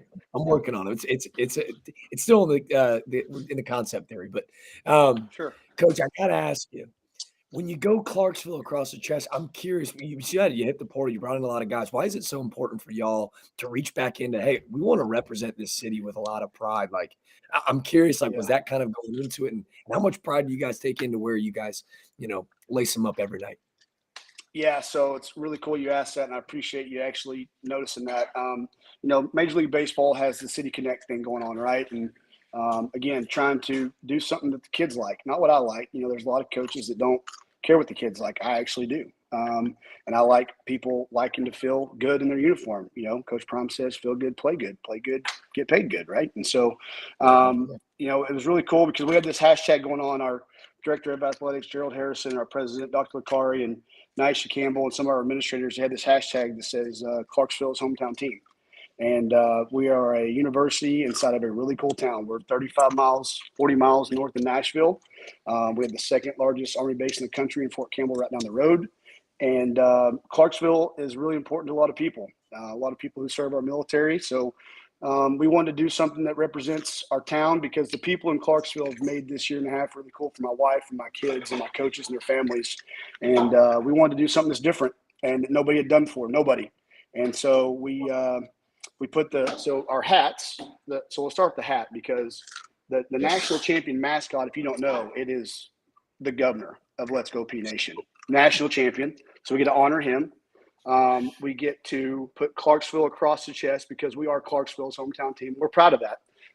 Everybody knows we're Awesome P. In baseball, they know, right? But like, Clarksville means something to us, and I'm actually really proud of that. And the people that are been a lot of people in a year and a half that have got on board here and helped us, and little things. You're at a mid-major. Little things like building stuff for you and helping with projects, and it's just really cool, right? And then the border, the camo, the digital camo, it's to represent the Army base right down the road, man. And so we've been able to go out there and do some team building stuff. It's been really cool. And then the charging flag, we're charging a battle. We're not retreating.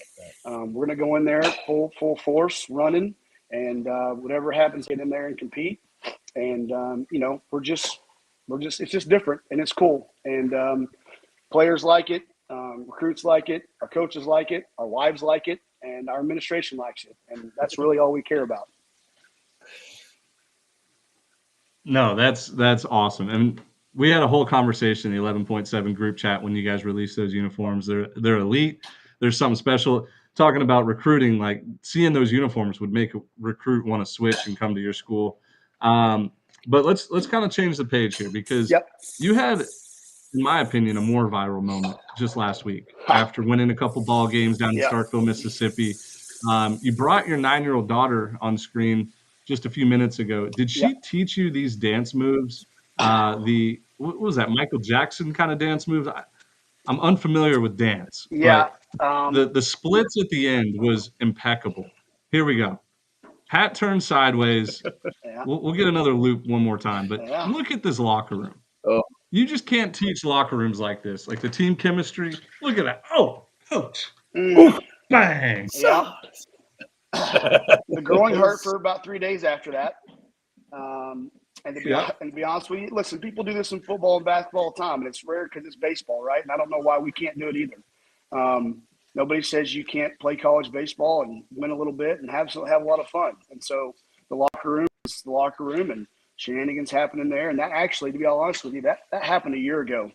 And I told our coaches, like, we're keeping that in the vault. That's not getting out. And they're like, we will save it for when it's needed.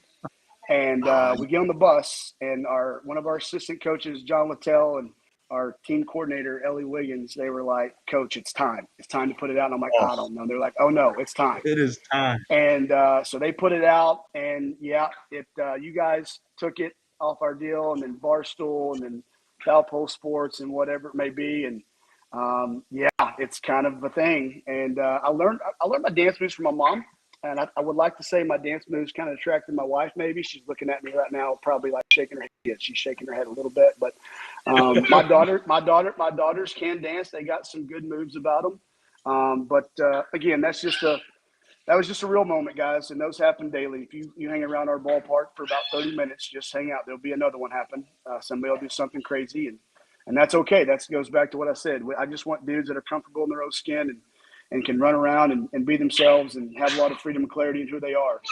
And I think in college sports that gets lost, and guys get kind of handcuffed and being able to have a lot of fun. And I don't want that. I want guys to feel a lot of freedom. I want the energy and the enthusiasm and the effort and the edge to be high. I want guys to feel like they can be bold and aggressive and get better at the field. And our administration allows that. And Clarksville's a lot of fun, and the people in the stands like to have a good time at a party.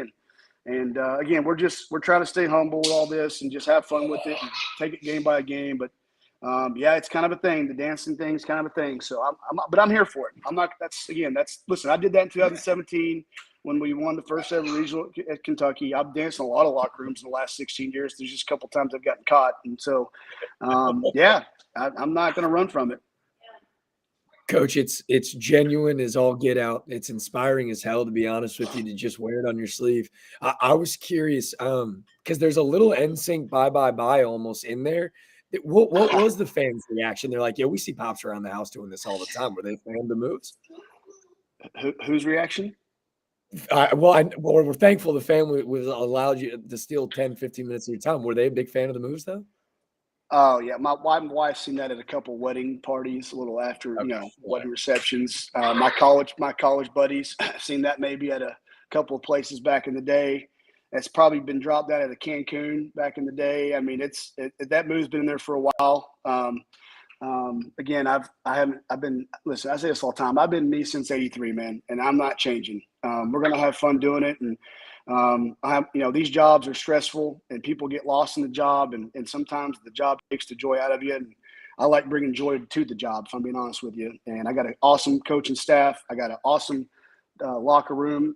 We got an awesome support staff to allow all of us to be who we are. And I've been coaching college baseball 16 years, but I'm just a small town kid from Colgate, Oklahoma, man, that has been doing some of this stuff for a long time. And it's just kind of, it's funny what people get excited about, but I'm more excited that people are excited about us winning. And that's how we're playing good baseball, because we are playing good baseball. The fun stuff's fun, but it's fun because we're playing good baseball. If we weren't playing good baseball, it wouldn't be so fun. And credit to the kids. Credit for the kids that wanted to be a part of this. Credit to the kids who came here and never took a visit. Credit to the kids who are doing things right on and off the field, because there's a lot of really cool stories in our locker room. I mean, we got some kids that people didn't want, that people pushed out, that people said, you can go somewhere else, we'll play against you. People, junior college kids that had to bounce back from maybe a different school. And we got a lot of kids with some grit and been through some real adversity. You learn a lot about people when they go through adversity. And I got a locker room that, baseball games, man, that's a piece of cake, because they've been through real life adversity. And so that's what's cool. They've been punched in the face before. So being punched in a baseball game is not that hard to get over. And that's what's special about the group. They're just tough kids who've been through real stuff, and I'm proud of them. Yeah, no, that's awesome to hear. Coach, I'm curious. Yep. Just with your high energy, what is a typical practice like in Clarksville, Tennessee?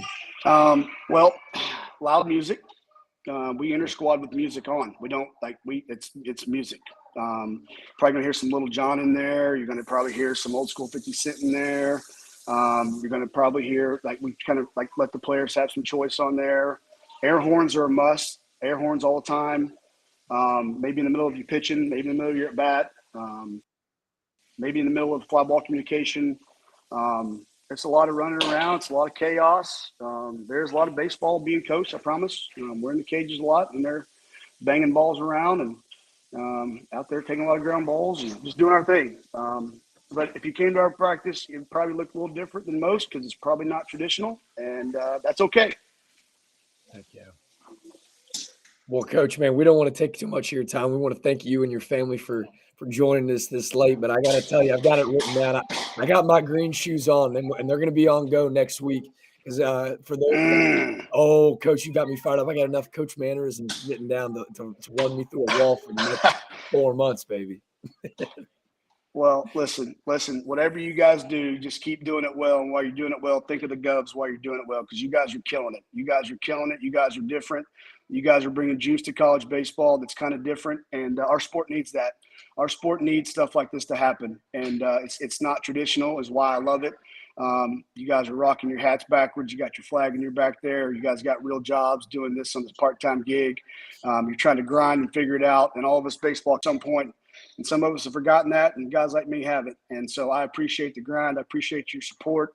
And mid-majors appreciate you. Like the mid-major world appreciate you. I've been on both sides. I've been in the Big 12, in the SEC. I've been in the mid-major world. I've been the Division II guy. I love that guy. I miss that guy. I miss those moments. And you guys give love to some guys that maybe don't get it all the time. And that this type of thing matters. It matters to our players, because sometimes the guys that are, maybe at the so-called not as sexy school as some others, they need the love too, because they've been through it. And I just appreciate you guys doing what you do. Coach, that means the world. I mean, I'm over here nervous as hell, and no, that means a lot coming from you. So yeah, we love what we do. We love covering these mid-major teams as well as every other team in the country. But I mean, it all starts with guys like yourself, like teams to root for, bring attention to. You guys are America's team this year, so we will be keeping a lot of eyeballs on you. Well, look, keep them all honest. That's good. And I'll see you guys next week. Just keep being freaky, okay? You guys are studs. Heck yeah. Hey, man, Coach, cannot thank you enough for those that are listening along. Coach Fanning has agreed to do a sit down, and I want to hear more about those stories. I want to talk about the Lyle Miller Greens, but I want to talk about those transfers in that have those stories that the country needs to know about, that teach us about resiliency, that inspire those in our day-to-day. So I'm excited to learn more about the guys this week with you, Coach. You better block off some time because I would love to brag about our team. I'd love to brag about our coaches. We just have some really, really cool things going on, man. And I appreciate you guys giving us a platform to really talk about them because there's a lot. It's not just us. There's other teams out there doing the same thing. But we just got some kids that have been through some stuff. So I just appreciate you, and I'll see you guys next week. All right. Come on. Yes, sir. Go Govs. Let's go, P. Coach. Let's go, P. Come on, let's go, P. Let's go, Coach. Let's go. See ya. Let's go. Thanks, Coach. Wow, dude. That was sick. Green shoes on go. It's going to be – I might get it tattooed. Tattooed? Yeah, I'm going to get it tattooed. I'm going to get green shoes. I like green shoes on because I'm always on go. That's a great song I've ever heard. I mean, I don't know how to say this. I mean, he has me ready to go coach college baseball right now. Like, I want to go get a team and just go make them my way or his way, really. You cannot fake genuine. You cannot fake authentic. Like, I'm sure there are guys that everyone we brought on so far is just like they're in this industry because they want to impact and change lives. No other reason. They love the game of baseball. They're using it as a vessel to do so. But I mean, come on. Yeah, I've got nothing to say. We are getting absolutely spoiled with these head coaches. Dude. I mean, Skylar Meade, freaking fantastic. Brady Ward, incredible. Roland Fanning, electric. I mean, 3 for 3. We're 3 for 3. Club Bromaha. Where else would you want to be? Let's go. 3 for 3. Oh, dude. Yeah, I mean, if those guys aren't at the top of your mid-major rankings this week, I'm gonna shit bricks. I need those 3 at the top. I don't care what order.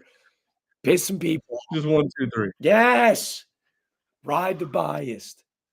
We did put Austin P in the mid-major poll this week, and they're going to be climbing very quickly. I can promise you that. That was so awesome. Dude, if I lose, and this is besides the point, kind of changing topics here, but if I lose UAB plus 4.5 in extra innings, I'm going to be severely upset. I'm going to be very sad. So how about Lyle Miller Green, the ASUN preseason player of the year? He got the win against Mississippi State. He's hitting yaks all over the place. He's this big donkey. I wanted Coach to know that he was the most important guy, but Lyle saw the admin account Demetra tweet out this, and he just started FaceTiming me. Like literally as the call went in. Do I call him back? Yeah, let's call him back. Lyle Miller Green, midweek starter. Putting him on the spot. He's not going to care. I played with this guy. I was a senior when he was a freshman at some little-known school called George Mason. Greatest A-10 team of all time. Lyle rolled campus 6'5", 255. Jesus, man. Must be nice. Went JUCO, and then he played for Coach Fanning at Oklahoma State and then rolled into Austin P with him. And he didn't answer because he must hate me because we went with Coach Fanning first. But that was fucking. Did you see when Coach Fanning was in? I mean, we were up to like 85 viewers. Were we really? We're still at 79 right now. A wise man. Dude, I don't know any other coaches that could potentially top the 3 that we've gotten on. We might have to retire coaches. But those might have to be our 3 coaches that we just hold to ourselves. And from now on, we got to go players, former players, content creators. Yeah, those are my 3 teams, right? Where I am. But how about the ability, and I don't know if this is a credit to what you guys have built in this brand or just, I talked with Coach Fanning last week about, hey man, I'd love to help tell the story and know Lyle well, and did the same with Coach Mead, and then obviously with Braden as well, with you guys and doing these pencil talk takeovers. But how about the ability to just at the bat of the hat, hey coach, want to come jump on, and just immediately, right? Like they're with All three of them. All immediately. three guys were just like, "Yep, let's do it." Love what you guys are doing. And I'm like, yo, that is so cool. Like not from like oh, look at us. It's just more so like, look at the people that are changing this game forever. Like the Yep. sport will never be the same because of the imprint that these dudes are leaving on it, because of the way that they are interacting with their kids. There's not a coach in the country like Skylar Mead that's diving headfirst back into bases during practice. Not happening. We brought on Brady Ward, one of the youngest coaches in the history of Division I baseball, and like doing it the right way. Yeah, when Brady Ward said he got done playing in 2018, he's a year younger than me. I got done playing in 2017. I got done in 19. So like, look, I'm walking around with flip flops and a pencil. Like I'm not sure shit not a Division I head coach. And then Coach Fanning just got us absolutely running through a fucking wall. Oh. So can we root for a so I want all three of those teams in the same regional, so we can just go. No. They're going Or I can't. do we want them in separate I regionals? can't. If they all end up in the same one, who are you rooting for? I can't do that. That's a good point. I was just trying to say, like, I want all coaches in the same place. Yeah, it's true. Well, yeah, they will be in Nebraska. And then you got a 75% chance of one of those coaches going to a super. One dude, I guarantee it. I guarantee one of the three teams that we've talked to is not in a super, in Omaha. Watch that. How about this? Omaha, guaranteed. I already did guarantee the Troy one, but that was what game is we need to add on here? Someone said TCU is blowing it. I don't even see TCU as an option. That's Hold not on. good.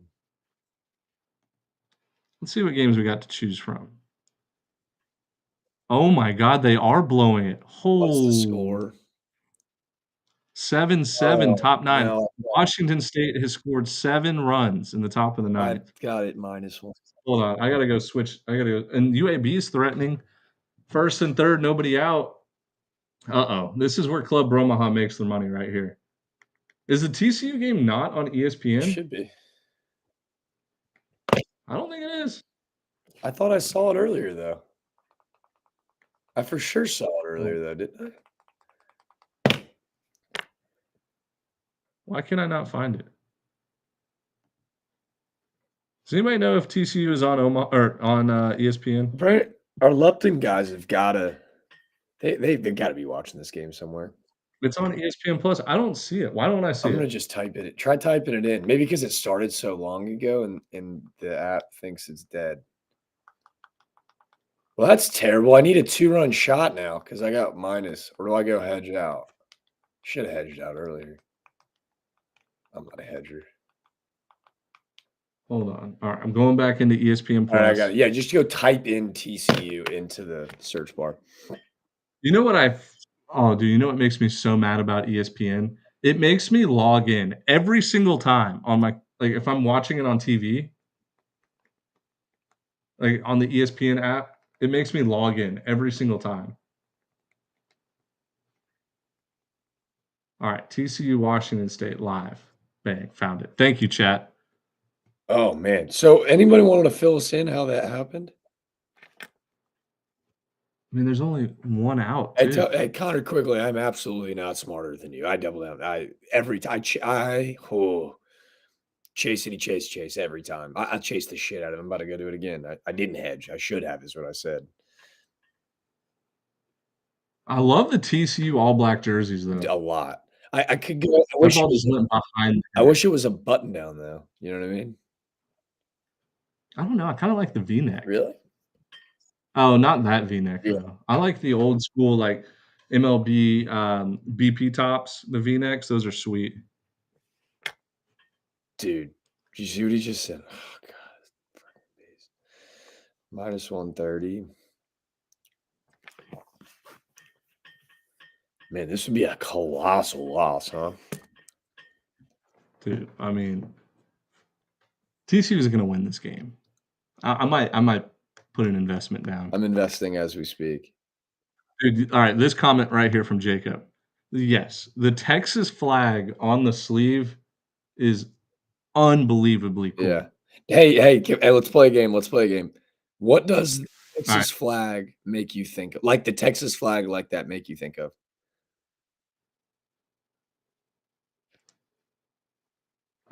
Oh, I got it. A rocket pop. A bomb pop. I love that answer. It's exactly I got nice pops. I was thinking of in The Rookie when Dennis Quaid walks in the locker room and sees the Rangers jersey for the first time. Yeah, that's a great reference. Yeah. It's a good one. Wow, we're going to lose possibly 2 undefeated teams tonight. Arkansas State down by 4 now. How many are left? Bottom 12. TCU, if they lose this. Alabama. Don't say that. I just did it again. Rizz God. Oh, is he back? Rizz God. Yo, we back. Rizz God, how electric was your boy, dude? Yo, Roland Fanning, what a dude. Oh, he was awesome. I enjoyed that. So awesome. Hold on. Why can't you guys find the discount? I did it. I literally did it. Let me share the screen. Let me see if I can do it again.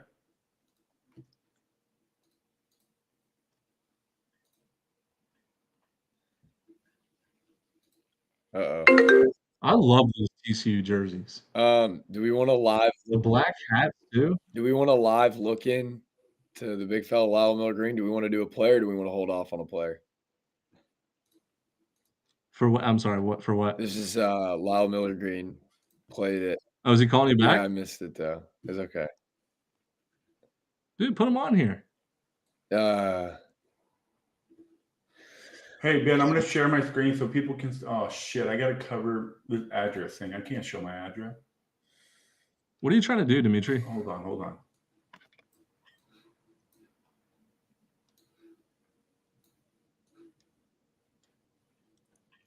That was – dude, we should have just taken every over today. So many runs being scored. So so anyone watching this guys, TCU? It's right here. It's right here. Oh, shit. You don't have to yell at them, dude. Jeez, relax. I can't be having my address on there. Damn it. No, you just yelled at the chat. Calm down. I didn't mean to. That was the dugout. Yeah, dugout. I keep saying chat. Such a rookie. I mean dugout. My bad. There you go. It's a big strike. Ben, share your screen back. What happened to it? I don't know, but that was awesome. Wait, okay. We're setting the bar very high, and I couldn't be more excited rookie at this. about night. Look, I'm peeking over the Club Bromaha right now. I need to lock it in. I know. This is how I lock it in. All right, TCU's got 2 outs.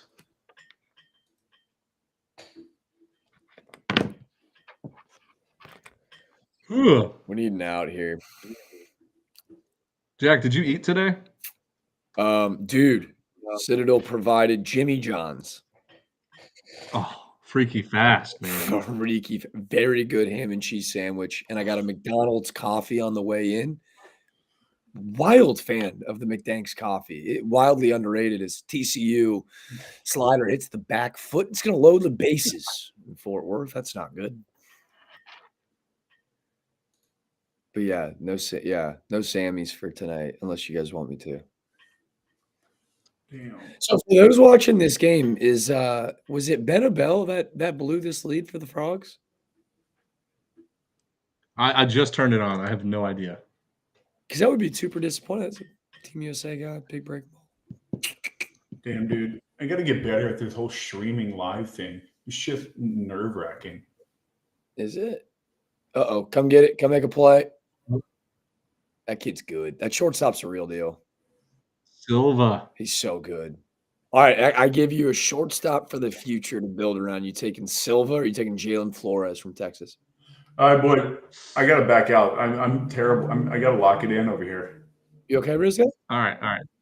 Just back out. I am. You can come back later. To the dugout. Appreciate you guys joining us. Appreciate it. Hope you guys enjoyed Roland Fanning with Electric. I had to grab a tissue when he started talking about how cool we were. I had to start grabbing a tissue. I was like, man, this means a lot. Dude. You're lying. What do you mean? You're lying. I'm not a liar. I tell straight from the heart. Straight from the heart. And you walked all the way to next to your bed to grab those tissues?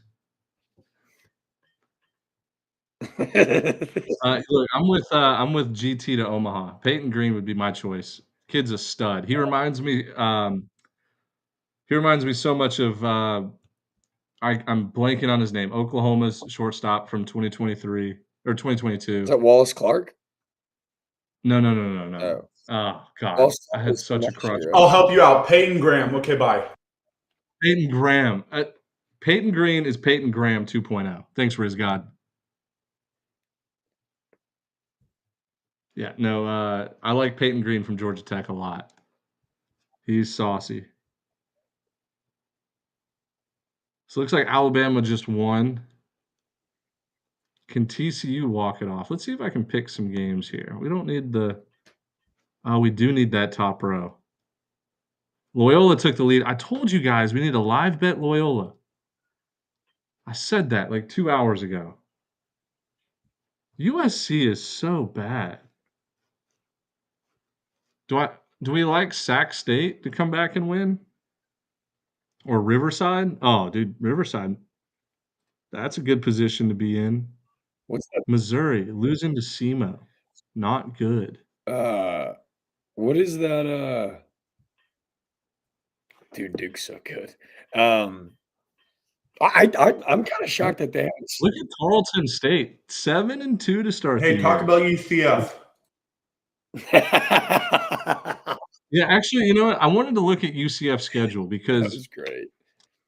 they look good so far. So they have 3 for South Florida, but that's in Orlando. Oh, this is kind of a tough stretch. Oh, wow. Look at this stretch coming up for UCF. They got South Florida, then Florida, but that's a midweek. Florida loses midweeks. At Oklahoma, Stetson, Oklahoma State, FAU.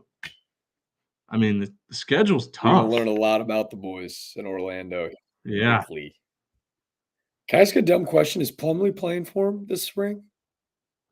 I don't think so. Is he like doing draft stuff? I don't know. I don't think I've seen him, but I haven't watched very many UCF games. The dugout probably knows. Look at this. So Georgia's 8-0, but they've won 1-run game, 1-run game, 1-run game to Northern Kentucky and Presbyterian. So they're kind of there. Oh, they play again tomorrow against Michigan State, and then the big one, Georgia Tech for 3. They might lose tomorrow. Georgia might lose to Michigan State tomorrow. Michigan State's fun. Look, yeah, they're solid. Georgia Tech. I mean, this is such a big look ahead series. Don't be surprised if Michigan State beats Georgia tomorrow. Look at these Tennessee schools. Belmont 6-3. Tennessee Tech 6-2. Oh, look at all these. Arkansas 21-1.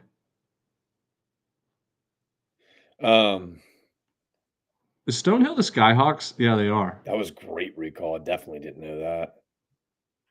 You want to talk about Michigan State, which is super fun. This is when I kind of knew the pencil talk thing would work. I got Michigan State, CFC, Michigan State, CSU. There was like a fun little 4-team tournament. Air Force was down here as well. But you know who was coaching on that team? I don't quote me on that. I don't know if he's back this year, but Adam Eaton was an assistant Really? for Michigan State last year. Is he still there? Let me look. Dude, that's crazy. He was just playing in the league like 2 years ago. Ben, you'll appreciate this. I interviewed him, and my first question was, "How dare you?" And he's like, "Excuse me." I go, "My grandmother was there. 2019. You almost killed her." He started laughing. He goes, "Yeah, about that Howie bomb. Bet your grandma loved that." I was like, "That was rude. Thank you, though." Yeah. He was great. Let's see. I wonder if he's still there. Yo, GT to Omaha. Dak's there. Matt Wieder's an assistant at GT. Oh yeah, Matt Wieters is there. Oh, they're going to Omaha. They're going to Omaha. I was like when Tula was in Austin. That just guarantees you a spot in Omaha because the storylines will write itself when ESPN's main crew gets out there. Dude, look at this weekend series coming up. Mercer Bears 7-1, 3-game series at home against Northeastern. It's going to be a good Too one. bad the only non-Mercer alum picked him to win the SoCon. I had to pick against him. All right, let's see Morehead State. We got Butler, Louisville, Ole Miss. It's kind of a tough stretch. Touch. Let's see, is he still there? All right, checking up on some scores from earlier. Let's see. Let me refresh the page right quick. All right, here we go. We got 6 games. Bang. Let's leave it on these 6. To the chat, see? Chat saw it got fixed. Store cart got fixed.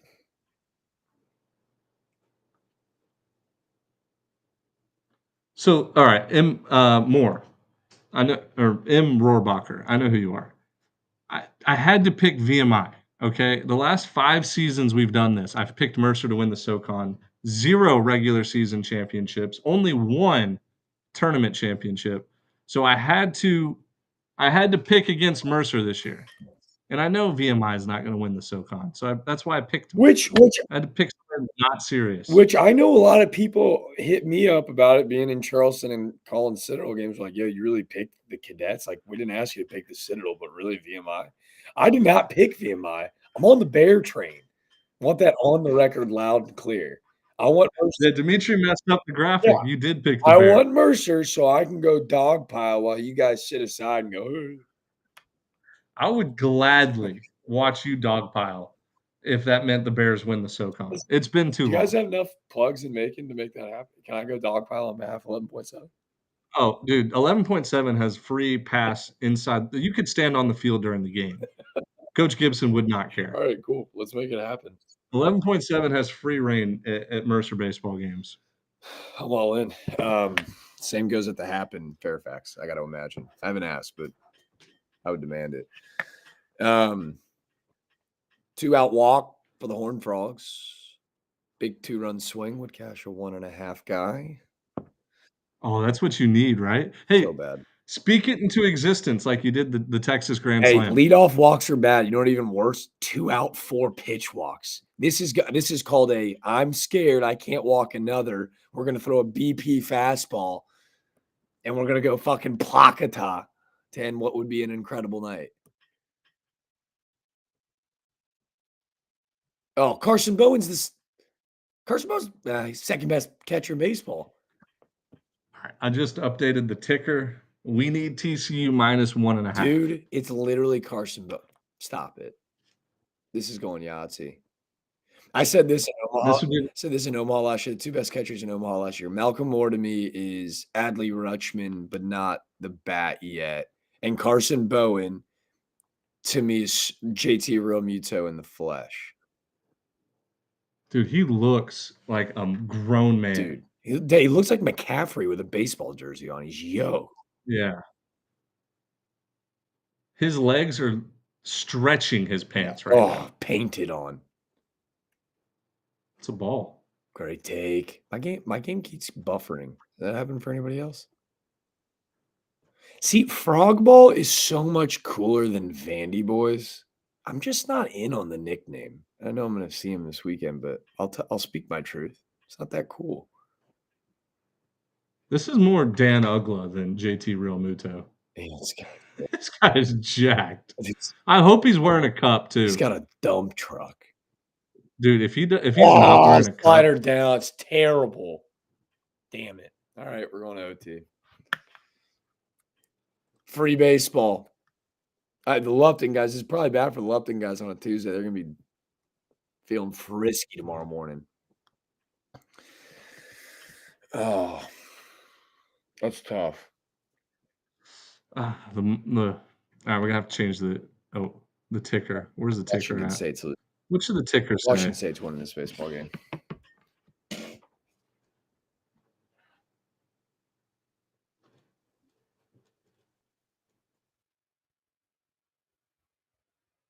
We're gonna go no ticker until we need it. So how many undefeated teams do we have left? I have no idea. It looks like we've got What? 12. Wow, UC Riverside put up a 4 spot against San Diego State. Let's see what the games look like tomorrow. Are you calling any games tomorrow, Jack? Charleston Southern basketball, baby. What time? I think it's 7 o'clock. 7 o'clock, Sark. You want to run it back? We can go late Bromaha. Depends on what kind of games we got tomorrow night. Club going up on a Tuesday. We got LSU Rice. That'll be good. Dude, Rice sneaky has been pretty good this year for the first time in a long time. I know they got swept by Notre Dame, but beating Sam Houston and then sweeping Louisiana, or no, they won 2 out of 3 at Louisiana. Sorry. But they got LSU and Stanford. Better Rice team. They're not great, but they've been bad. So it's good to see them back. Rice baseball needs to be good again. Let's see. Don't really care about any of those. Don't really care about any of those. This will be a good one. UNCW Liberty. Missouri State Ole Miss. Wichita State Oral Roberts. Okay, now we're cooking a little bit. That Vandy game. Evansville. Yeah. Evansville's playing Vandy. Kent State Troy. Florida A&M Mercer. I guess Georgia Southern's playing 2 games tomorrow at 6 p.m. You guys see that? Georgia Southern's playing 2 games at one time. Florida Gulf Coast will beat Miami tomorrow. You said that. La Tech still undefeated. Dang, TCU's got Arizona tomorrow. At home? At home, yeah. Is Arizona playing in a Texas tournament? Are they playing in Frisco maybe? Why are they? Let's see who. Oh, I know what it is. Arizona's playing in the Frisco, and the Frisco is going to be sick. Yeah, that's. You have Indiana, Alabama, and Dallas Baptist, and then Arizona. That'll be awesome. That's going to be a fun tournament to keep up with. Some good teams there. Nicholls State, South Alabama, both 7-1 facing off. Long Beach is still undefeated. TCU's got some strong flow. You get your Rainbow Warriors tomorrow night. Yeah, against non-Division I Hawaii Hilo. That sounds. Let's check out the RPI real quick. I know the RPI doesn't mean anything right now. It's fun. But TCU, Virginia, Florida State, Notre Dame, UCF, St. John's, Irvine, Houston, Bama, Kentucky, Cornell. Wow, Cornell at 11? That's weird. Look, we got Utah Valley. So this would be Rutgers checks out. They play Charleston Southern this weekend. Yeah. Yeah, Rutgers and Chucktown and Nebraska. We got a couple big red teams rolling into the Low Country. Lead off single for Wazoo. Washington State's got good unis. Costumes. I mean, they look identical to Stanford, but yeah, they trying to be Stanford. Do you even live, bro? Do you even Stanford, bro?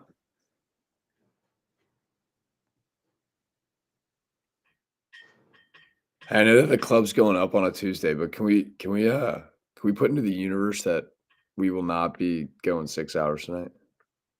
Yeah, no. Okay. I think we will be closing here in about 30 minutes ish. Anything. Tuesday night streams are not 6 hours. Anything for Friday night streams could be 6 hours. anything for the dugout, but boy's a sleepy kitty. I wonder how many shirts are being bought. I feel like a lot of conversation. Well, I think we messed up the code. So probably 0 shirts being bought, which I understand completely. I think it's working. Oh man, Matt said Brandon same. Crap. Dang it. Well, hey guys, we're working. Jack, you've mentioned it 100 times. What? Being authentic is what gets people, to love you and trust you. We are authentically inexperienced, all right? We're just here to have a good time.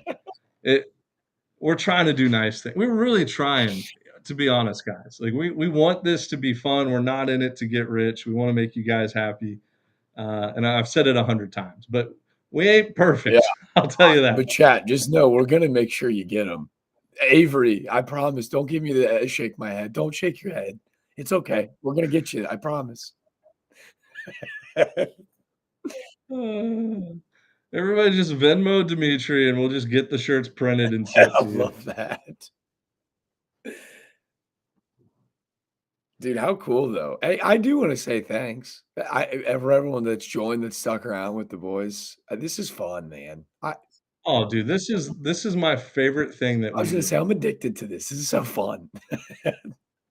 I do love, and I hope they don't think that like we've come in both times, not unscripted in the way that we didn't know how we were gonna make this work, but more so like we really didn't know if we were gonna bring on coaches. We just threw Hail Marys. We hit the what you doing next. And then both hit. And that's Hey, you really want fun. Like I'm addicted to this feeling now. No, and I'm addicted to going live. I said this in the 11.7 group message. I said, "Guys, I think I'm addicted to going live. Like, I wanna go live every day. All 365 days a year. I wanna sit here and go live, talk to the dugout. Demetri's yelling in the chat, "Try it now." Let's get some words of encouragement. Oh, not that one. Hold on, I gotta get Jacob. Rizz God needs to cook right now. Let's go, Demetri. He said, I think we fucking did it. It works. Ladies and gentlemen, we told It you. worked. See what happened. It worked. See what Let's happened. go. Rizz God. Oh boy, Riz. We got an order. We got an order.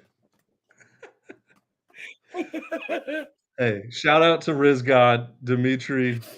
Coming up clutch. Oh, Demetri had bases loaded, nobody out. Went punch out, double off the wall. yeah. Yeah.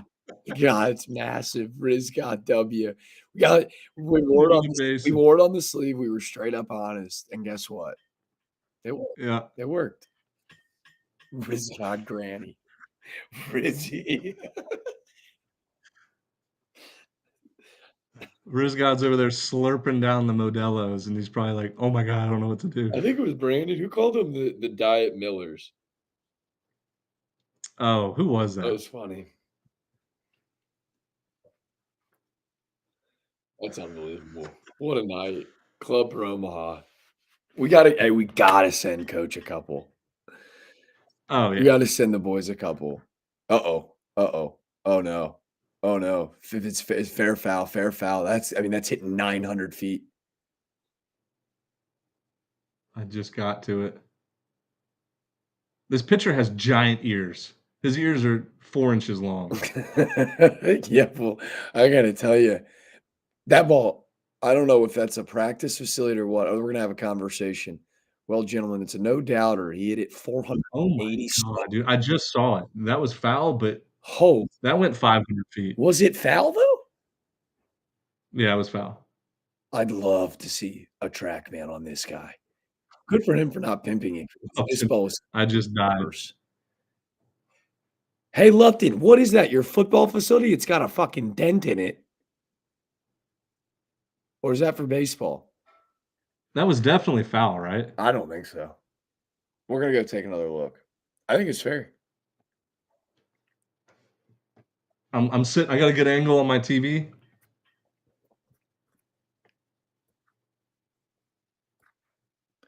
I think it's foul. Oh, dude, Matt, I saw someone tweeted that out today. I think it was a Coastal super fan.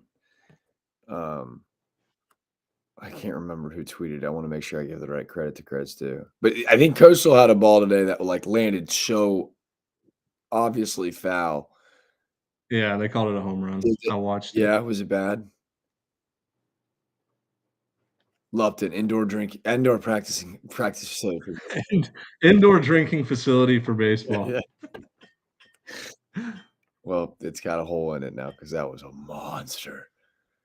Can we go? Yes, thank you. I think we ended up just selling about 7 or 8 shirts. My phone's probably not up to date too, but yeah, appreciate everybody for buying them. Like, that's awesome. It does make my heart happy, man. Next episode, Jack and I are both going to rep the Club Bromaha shirts. Yeah. It's an exclusive club, but it's a club for anybody. For the people. Anybody can join. For the people. That was hit so far. I feel like foul ball. Man. Let's see, fellas. Can I get a couple thoughts on Georgia Tech glove bat provider being 44 Pro? Yeah, I believe it was last year too. Georgia Tech used the. Did they use 44? Is that what it is? The War Sticks? I feel like they use War Stick bats or whatever. But yeah, apparently those bats are hot, dude. I'll tell you this. There's a cool YouTube channel. You guys probably know what it is, but it's the Baseball Bat Bros. Oh. And they like test out all the BB Core bats. I forget the guy's name that does it, but he's awesome. Baseball bat. Page's baseball bat. Dude, so my 2-year-old son, that's his favorite thing to watch. He just sits there and watches these guys take batting practice and smoke balls like 110 miles an hour. Does he really? He loves it. Oh, that's so cool. He like begs for it. Baseball. That's all he says. That's the cutest thing I've ever heard in my life. That's adorable. So they are 44 brand. Okay. 44 brand. I always thought they used the War Sticks, but yeah. Missouri uses War Sticks. That's right. Fun fact. Justin Bohr, who played at George Mason, played the Bigs for a while, was a home run derby guy, played for the Angels. I wanted to be Justin Bohr. Oh, he's such a I wanted to be a big, fat, left-handed guy, no batting gloves. Like, that was my dream. Dude, he's I don't know if it makes you feel better. He's like the nicest guy in the world. He came back to Mason and hit every winter in Fairfax, like every winter. Didn't he go play in Korea or Japan or something recently? Nukes. Just took a scouting job back stateside. I say this like I'm like really close with him. I just follow him on Twitter. He wouldn't remember me at all probably, but great dude. But he was a 44 guy, and his first year he got the 44 deal. I was not at George Mason at the time, but he got the entire team 44 gloves, and they were so pretty that the entire team like decided like, yo, we don't even want to wear these. Like just keep them. Right. It was like a replica, like kind of keepsake type deal, and it was a power move because they are gorgeous gloves.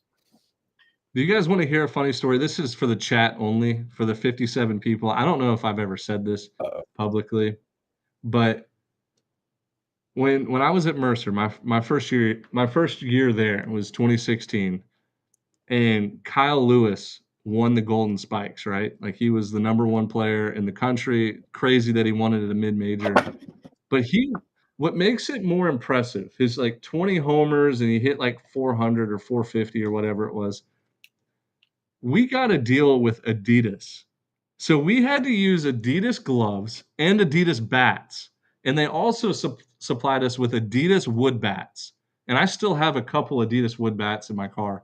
But think about that. Think about Kyle Lewis winning the Golden Spikes with the worst baseball bat in America. And gloves. Dude, the gloves were so bad. I played first base. I had to go through 3 first baseman's mitts in 1 year. They just kept breaking. So, Adidas spent a ton of money to try to get Kyle Lewis. And, they knew he was going to be this superstar. They're like, hey, when he gets in the major leagues, he'll be wearing our stuff. Kyle Lewis immediately said, hell no to Adidas. And I think he took a Jordan brand. But, yeah, I'm sorry. It's not the chat. It's the dugout. I keep saying chat. Dugout. But, yeah, he won it with Adidas gear, which blows my mind. Those Adidas bats were about as useful as a wiffle ball bat. We swung them my first. And the whole team had to hit with them because of him. So I have a built-in excuse. I would have hit 400 if I would have got to use like a Rawlings or like Louisville Slugger. I had to use that same old all black Adidas bat, and it was ass. It was so bad.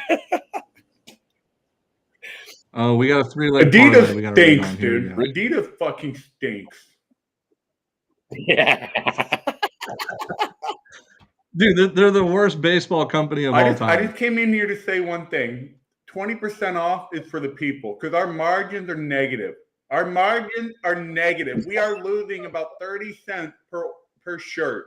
So this is for the people. Appreciate them, wear them, and hang dry them. Do not throw them in the dryer so they last a long time. But we are losing money on these. That's so Terrible idea. 11.7. That is so 11.7 of us The losing math money was on not shirts, math. but 30 cents, whatever. I will say this: Like I said, we're giving you the 20% off, right? Because whoever we're shipping with, it's not ideal. I'll tell you this: it will be worth it when everyone who bought a shirt. We need you to post it. We need you to take a picture you repping it, post it. We'll repost it. We'll retag the boys. Send it everywhere. This isn't about obviously making money for losing 30 cents a shirt. This is about spreading a brand and telling stories, folks. Let's go. oh, dude, that actually makes me happier Avery. that we're losing money. Like that honestly makes me happier. Hold on, guys. 30 Avery. cents? I'm a nice person. I don't like to be mean, but Jesus Christ, it's at the top of the screen. Dude, don't No, I be mean love to Avery. Avery. He's like our number one. Avery's been with us since first pitch in Club Bromaha. I will.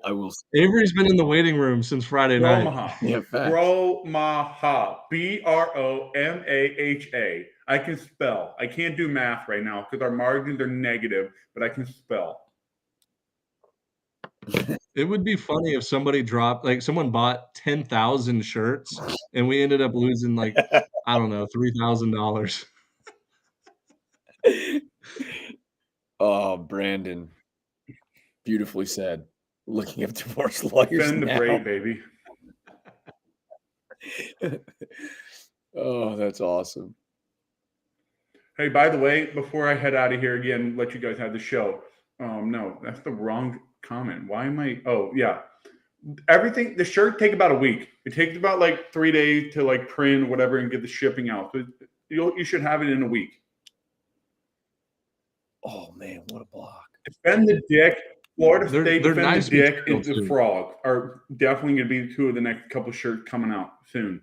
So if you guys have any other ideas, shoot them towards us. We'll try to do our best to get some of the best ones out there. Well done, Wes. Way to correct it. We gotta make an Austin P shirt. We gotta make an Austin P, a Morehead shirt, and a Troy shirt. Yeah, can we do a "This is Sparta" for We Troy? can do an That'd be OVC style, A-Sun style. Yeah, I don't even want the A-Sun. I just want a guy. I think just one. I think people in Troy would buy the heck out of those shirts. Backside. Anyway, all right. Yeah. All right, boys. You guys enjoy yourself. I don't catch you. I love how we announced we're losing 30 cents a shirt, and we just sold 5 more shirts. Shout out to the dugout. It's the dugout is popping. Let's go. So cool. Hey, you know what? Yeah. Hey, Quigs. I might not be great at what I do, but I deliver. I deliver when people ask. Demetri, how clutch, by the way. How clutch did you step up? I didn't have shirt. I didn't have any shirt design before this stream started. Unbelievable. It's unbelievable. I didn't have a single idea. He's a madman. Demetri had no shirts designed. We had no coaches on the book. We're now sold 10 plus shirts, and we've now brought on 2 Division I coaches that'll most likely win a national championship. Dude, ninth inning. I want to look at ninth inning. You don't have time to warm up. You fucking throw 5 hard balls and you're in the game. Nobody cares if you're not warmed up. Yo, Rizz God, I want to tell me about. That's such a cool shirt. Such a cool shirt with the Hawaiian. How cool is that? What's on the logo? The disco ball with the baseball laces, and then the 11.7 on top. Oh, Rizz God's different. Rizz God's different. I love. Look at all the Rizz God in the dugout. Rizz God's a walking W. Dude, I don't like all this Rizz God stuff. I don't like this stuff. I love it. No. Yeah, you do. You're eating that shit up. I just like to do my thing. I like to deliver, and that's it. At Rizz God, when you were coming out of the pen in a big moment, what were the vibes high? Did you punch yourself in the face? What would that All look I do like? is I come out of the bullpen. Awesome God by R. Swift starts playing on the loudspeaker, and I just turn off the damn hearing aids. I can't hear shit in the stand. Hey, you just turn these bad boys off. Nobody can faze me. They can say whatever they want. I don't hear them, and I just lock it in. Nasty too. Dude, hey. What'd you spend? You spent 2 summers in the Cape? 1.1. I spent 0.01 of a summer in the Cape. I gave up 7 runs in 4 innings and got released, but it's whatever. Drew Burns? Yeah. But appreciate you guys. Dugout, dude. It says it on the top of the screen. 20% off. Code Bromaha. 11.7.com/shop. Sounds like 20 shirts. Let them hear it, dude. Let them hear it. Rizz God. Right, I'll see everybody. I'll see you next time. When is Club Bromaha coming back? Possibly Friday.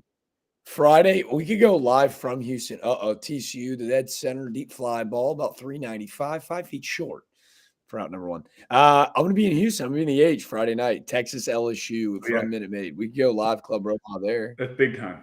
Oh, yeah, I'm excited. We'll be back. I don't know what day, but it'll happen. Yeah, probably. Yeah, I have a fun guess. What did Burrs end up saying to you? So I wasn't talking to Burris. I was talking to his coach. I don't think it's going to happen. I was hoping it would. For another day. I think they're being a little protective over the freshmen. Probably big moment. Once they want him to stay hot. They don't want him to come on the show. But what they don't realize is he hit 4 homers today. If he comes on the show, he's hitting 5 next game. No. Like we're all good vibes. Cole Myers has got 6. He was the leader in the clubhouse. This is hilarious from Matt. Washington State and TCU are going to play until 2 a.m. 100%. 6 hours. We'll be here.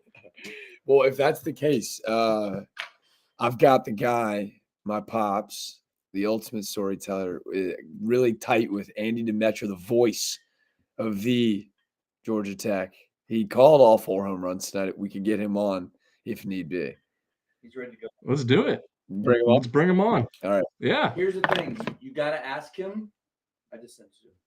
You got to ask him to do the South Carolina championship last out call. It's amazing. Yeah, he did do that. It was pretty cool too. Guys kind of so the first one that they won. Yeah. Not the walk-off hit from Whit Merrifield. No, the Merrifield one. The Merrifield one. Oh, the Merrifield. Okay. Yeah, the Merrifield one. All right. What's his email? I'll send him an invite right now. I'm sending it to you right now. I didn't talk to him since I was like 16, but he did call all 4. This game is going to go until 3 o'clock in the morning. I'm going to be so tired. What? The Longhorns lost on a walk-off steal of home. Ben, pull up the Texas score. No, they didn't. No. Texas won by like 10, didn't they? Pull up the Texas score. The Texas basketball team. Oh, wait. Who? Maybe not. Are you talking Texas baseball or Texas basketball?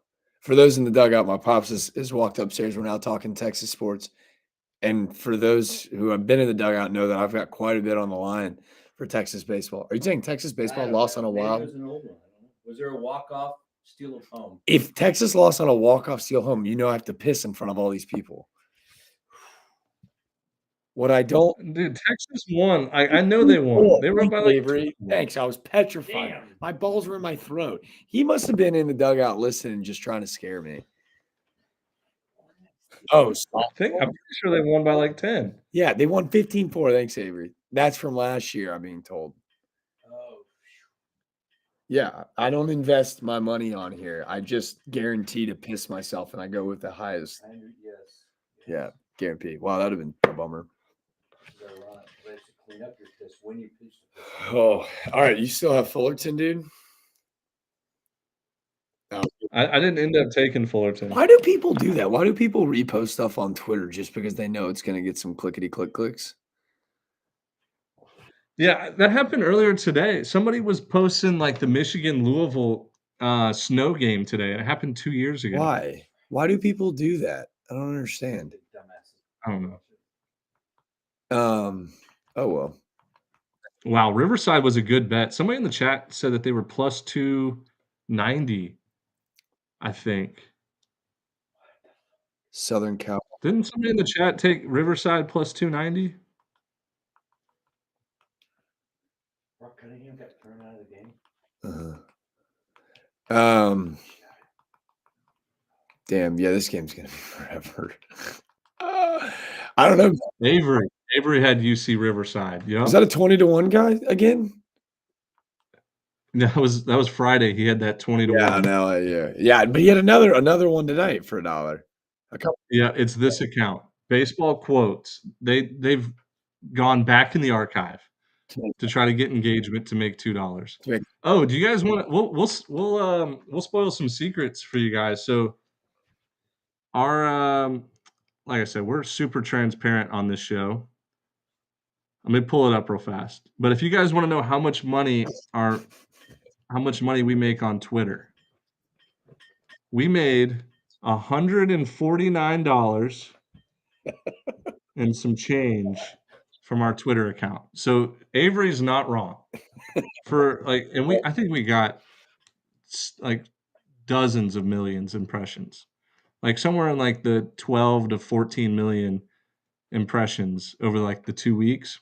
We made $148. So, like it's not worth it. Like to go back and post these old videos for literally like probably $2 or $3. It's so stupid.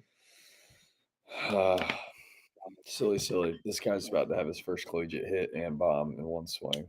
Oh, this game should be over because that foul ball was fair.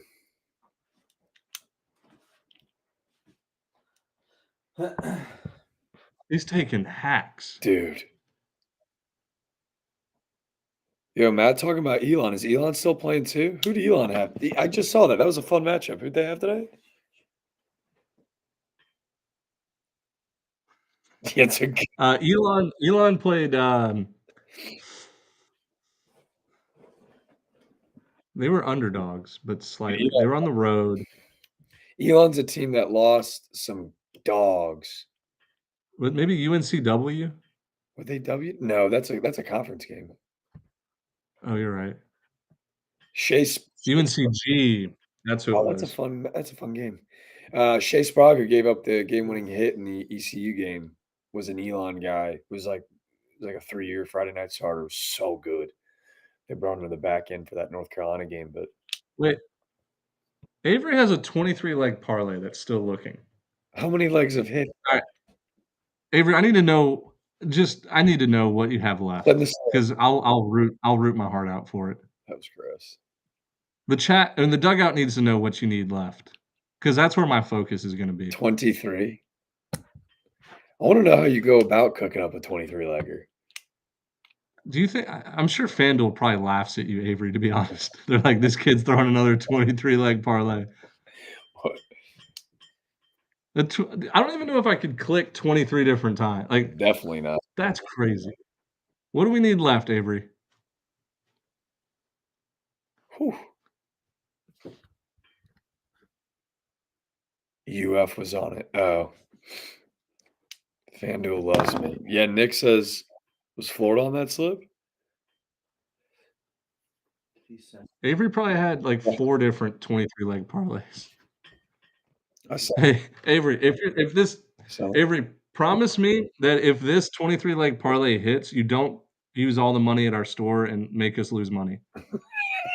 I'm telling you, if someone bought 1,000 shirts, we would lose $300. The minute you see Avery's lay hit, you gotta shut it off quick. Yeah, we gotta just turn the code off. That's so funny. TCU -1.5 still alive. Are we going to the bottom? I'm behind everybody. We're going to the bottom. Every time this kid catches a ball in right field, I get a little scared too. Yeah,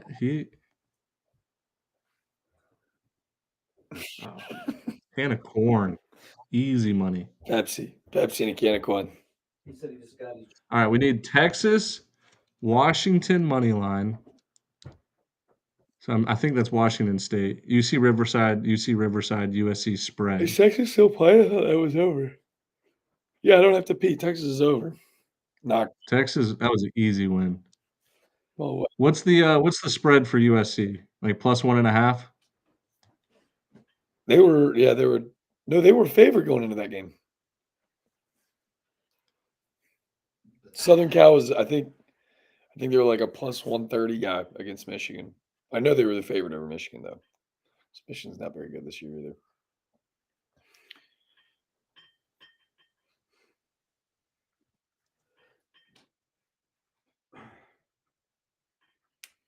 Oh, he needs USC to win by 1.5.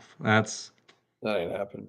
I thought, yeah, That ain't I happening. knew they were a favorite. But hey, could be. Are those literally the last, 5 legs or 4 legs?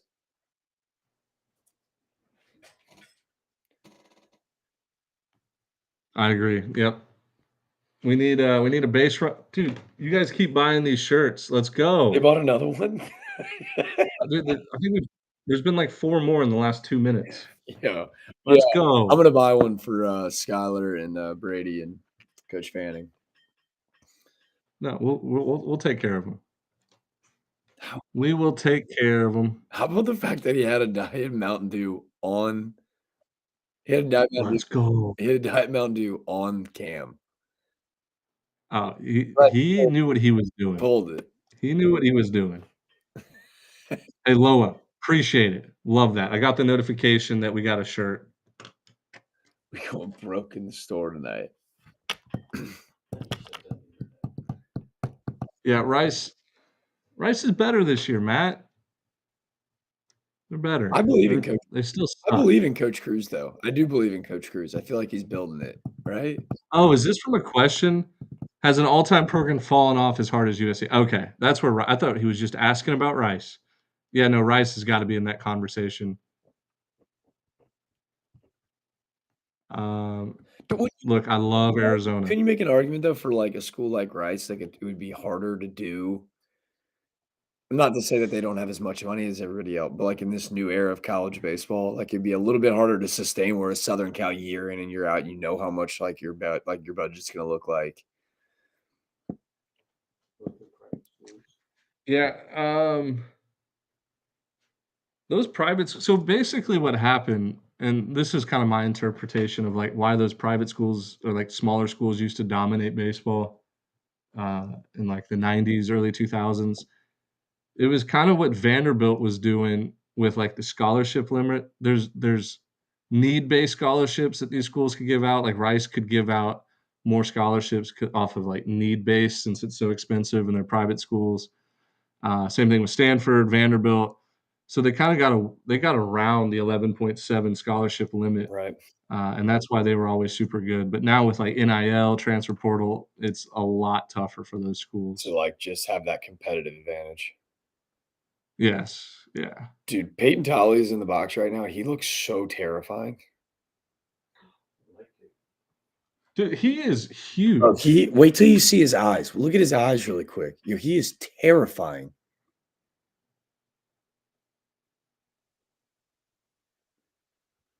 I haven't seen a daddy like. He looks like a pro wrestler. Yeah, He looks like a pro wrestler. he's definitely got cauliflower ear.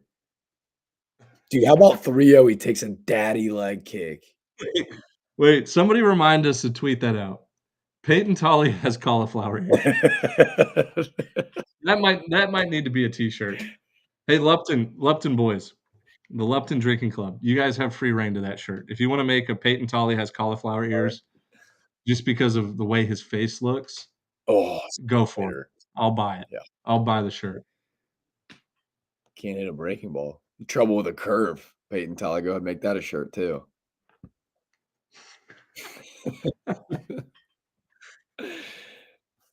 Oh, I like that, Quigs. I like Notre Dame a lot. You mentioned I'd love to get their coach on. I don't know his story a ton. John Stifler? Yeah, I know of him and I know kind of how he got there, but I don't really know his story. But I don't know. I think the ACC might be like, I don't know, it's really loaded again. So I think that they might find themselves in the middle of the pack. It's a nice start to the year, but Sweep at Rice, split at FIU. Oh. I mean, they should win this series at Tennessee Tech. You got to win that one. Purdue, Virginia Tech, Radford, Florida State, Miami. Clemson, I think, is not as good this year.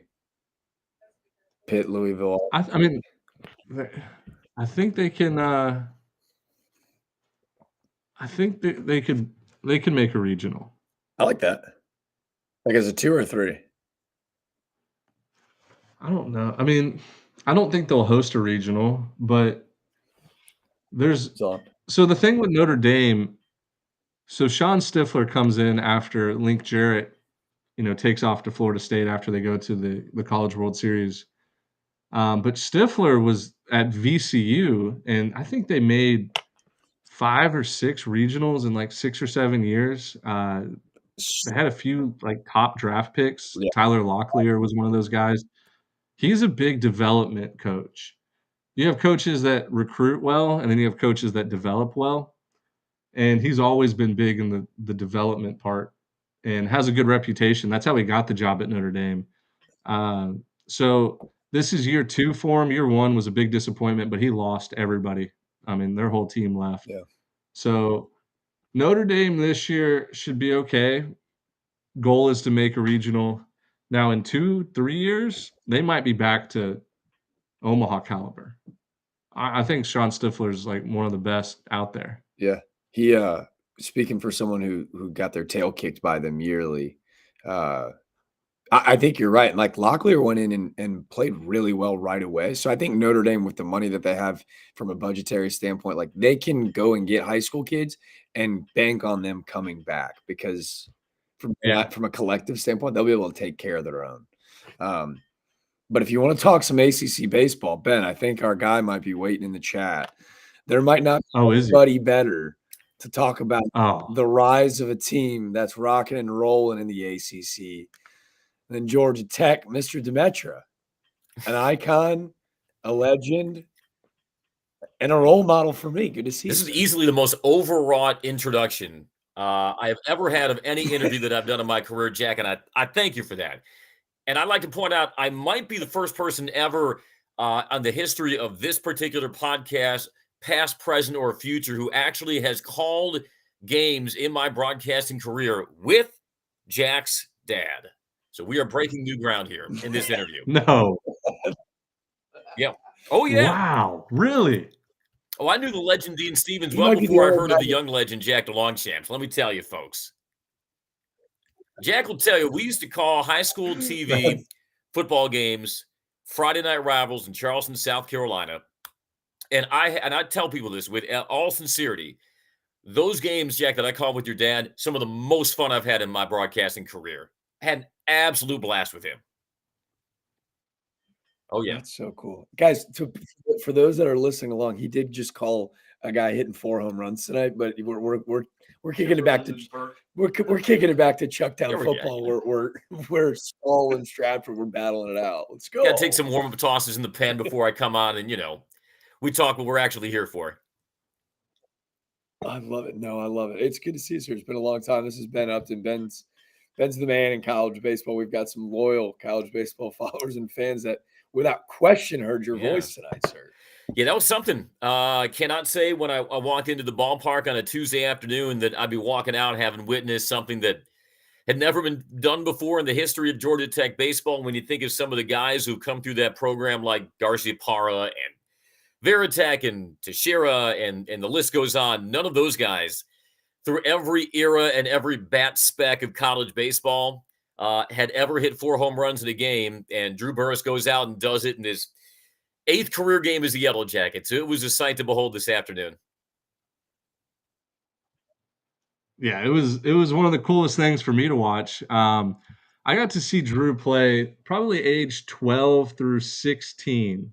He grew up right next to Macon, Georgia, where Mercer. I played baseball at Mercer and stuck around the program for a while after I graduated.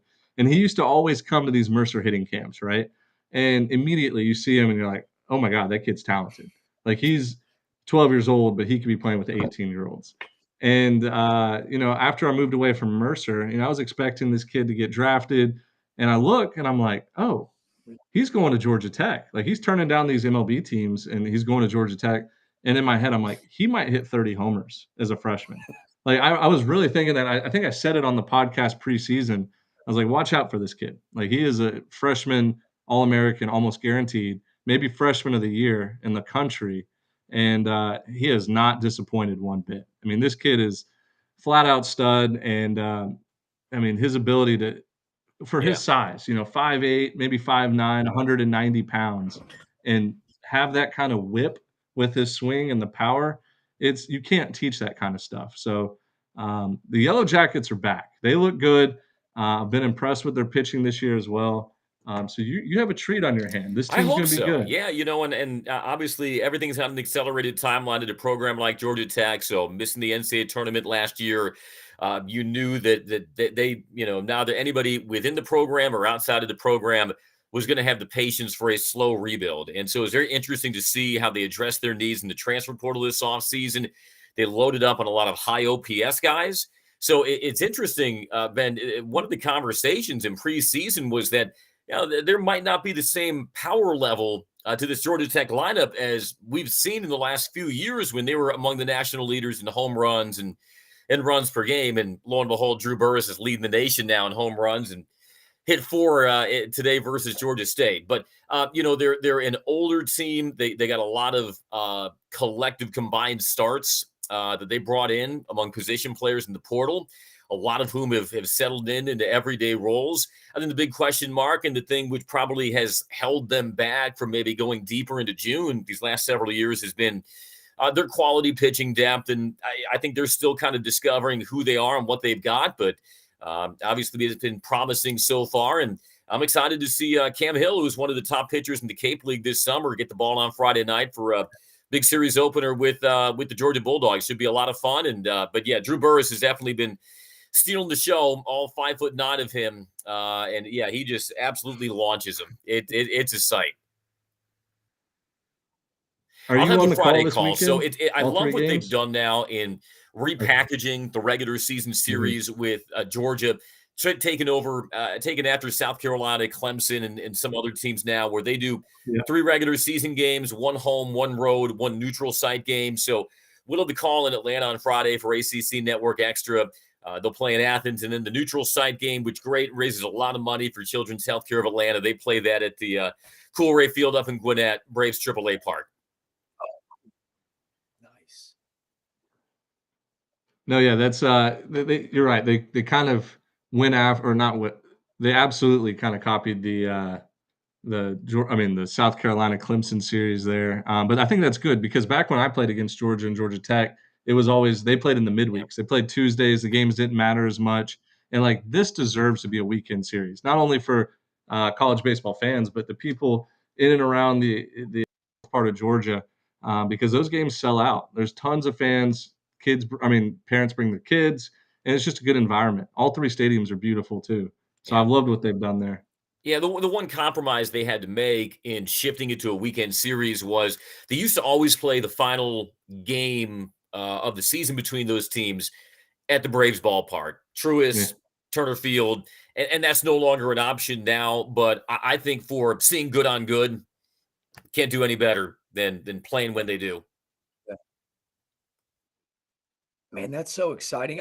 You've obviously, for those that are listening in, voice of the Yellow Jackets, is there more excitement, maybe more buzz going into the season with Georgia Tech than maybe years past from your standpoint? Or is it like, hey, let's pump the brakes, like maybe not get too excited like in the clubhouse, or are they just kind of taking it day by day? It's hard to quantify, Jack. And I'm total transparency, really bad at gauging the temperature of fan bases. That's a career-long weakness of mine. I try to stay insulated from that. I would say that last year fell short of standards. I don't think anybody would disagree with that sentiment. And the thing that had to get corrected the quickest was just consistency on the mound. I mean, they were in a position the last few years where it felt like the offense had to score 7+ runs a game to give them a chance. Hopefully now, and they got a new pitching coach in Matt Taylor, who comes over from the Atlanta Braves, where he was their minor league pitching coordinator last year. Prior to that, has spent 3 good seasons at Georgia State, of all teams to face today. And so I just think they're looking for guys who can be more consistent, fill in the zone, limiting free passes. But I think there is still a level of caution with Georgia Tech fans. They still want to see, especially as ACC play goes on, just what the ceiling of this pitching staff is. But, early returns are promising. They've retooled their pitching staff and their pitching brain trust. And I'm excited to see the way it evolves as this season goes on. But what has been most surprising to me so far is how little of a drop-off that we've seen offensively for Georgia Tech when they only returned one position starter from a season ago when they were in the top 10 firmly in team batting average. So I think maybe reports of Georgia Tech's offensive, if not demise, maybe their decline might be exaggerated 2.5 weeks into the season. Hey, I got a question for you. At what age did you know you wanted to get into broadcasting? Man. Like, what was your career path? Because you have the voice, you have the cadence and everything. You sound great. Like, definitely one of the more recognizable voices in college baseball when you hear, a game being broadcasted. So when did you want to pursue broadcasting, and when did you kind of feel like that was going to be your career? Yeah. So that's an interesting question, Ben. I always give this origin story. Before I ever knew what broadcasting or play-by-play was, I always had a fascination with words and with the English language. I remember when I was 7, 8 years old, loving to type out short stories on my family's little Apple IIgs computer, which I know kind of dates myself. But when I was about 8 or so years old, my mom, who had seen that, gives me a paperback copy of a Roger Carlos Thesaurus. And I remember flipping that open and being mesmerized that there were all these words out there that could more vividly capture what was on my mind. And I'm pretty sure I learned the word mesmerized by opening up that thesaurus back when I was 8 years old. Anyway, fast forward to when I was in high school, getting to be my junior year, we had an on-campus radio station at my high school in West Suburban Chicago. And we broadcast some of our football games, some of our boys basketball games, and girls basketball games. And I remember the first time I got involved in those broadcasts, and it just immediately clicked, and what is play-by-play but the art of trying to find more vivid ways to describe things.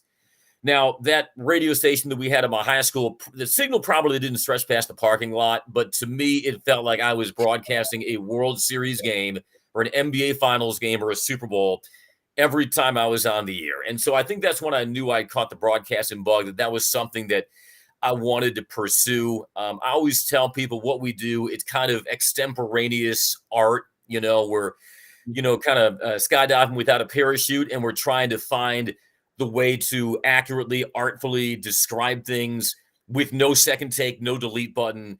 And you're always chasing a more perfect call or a more detailed description of something on the field. I'll watch that game tonight, and I'm sure I'll break down all 4 of Drew Burress's home runs, and I'll find something I can nitpick in my own call from those 4 home runs. But it's that pursuit of trying to find a better call that makes it so fun, makes it so challenging, makes you wake up excited to go to the ballpark every day.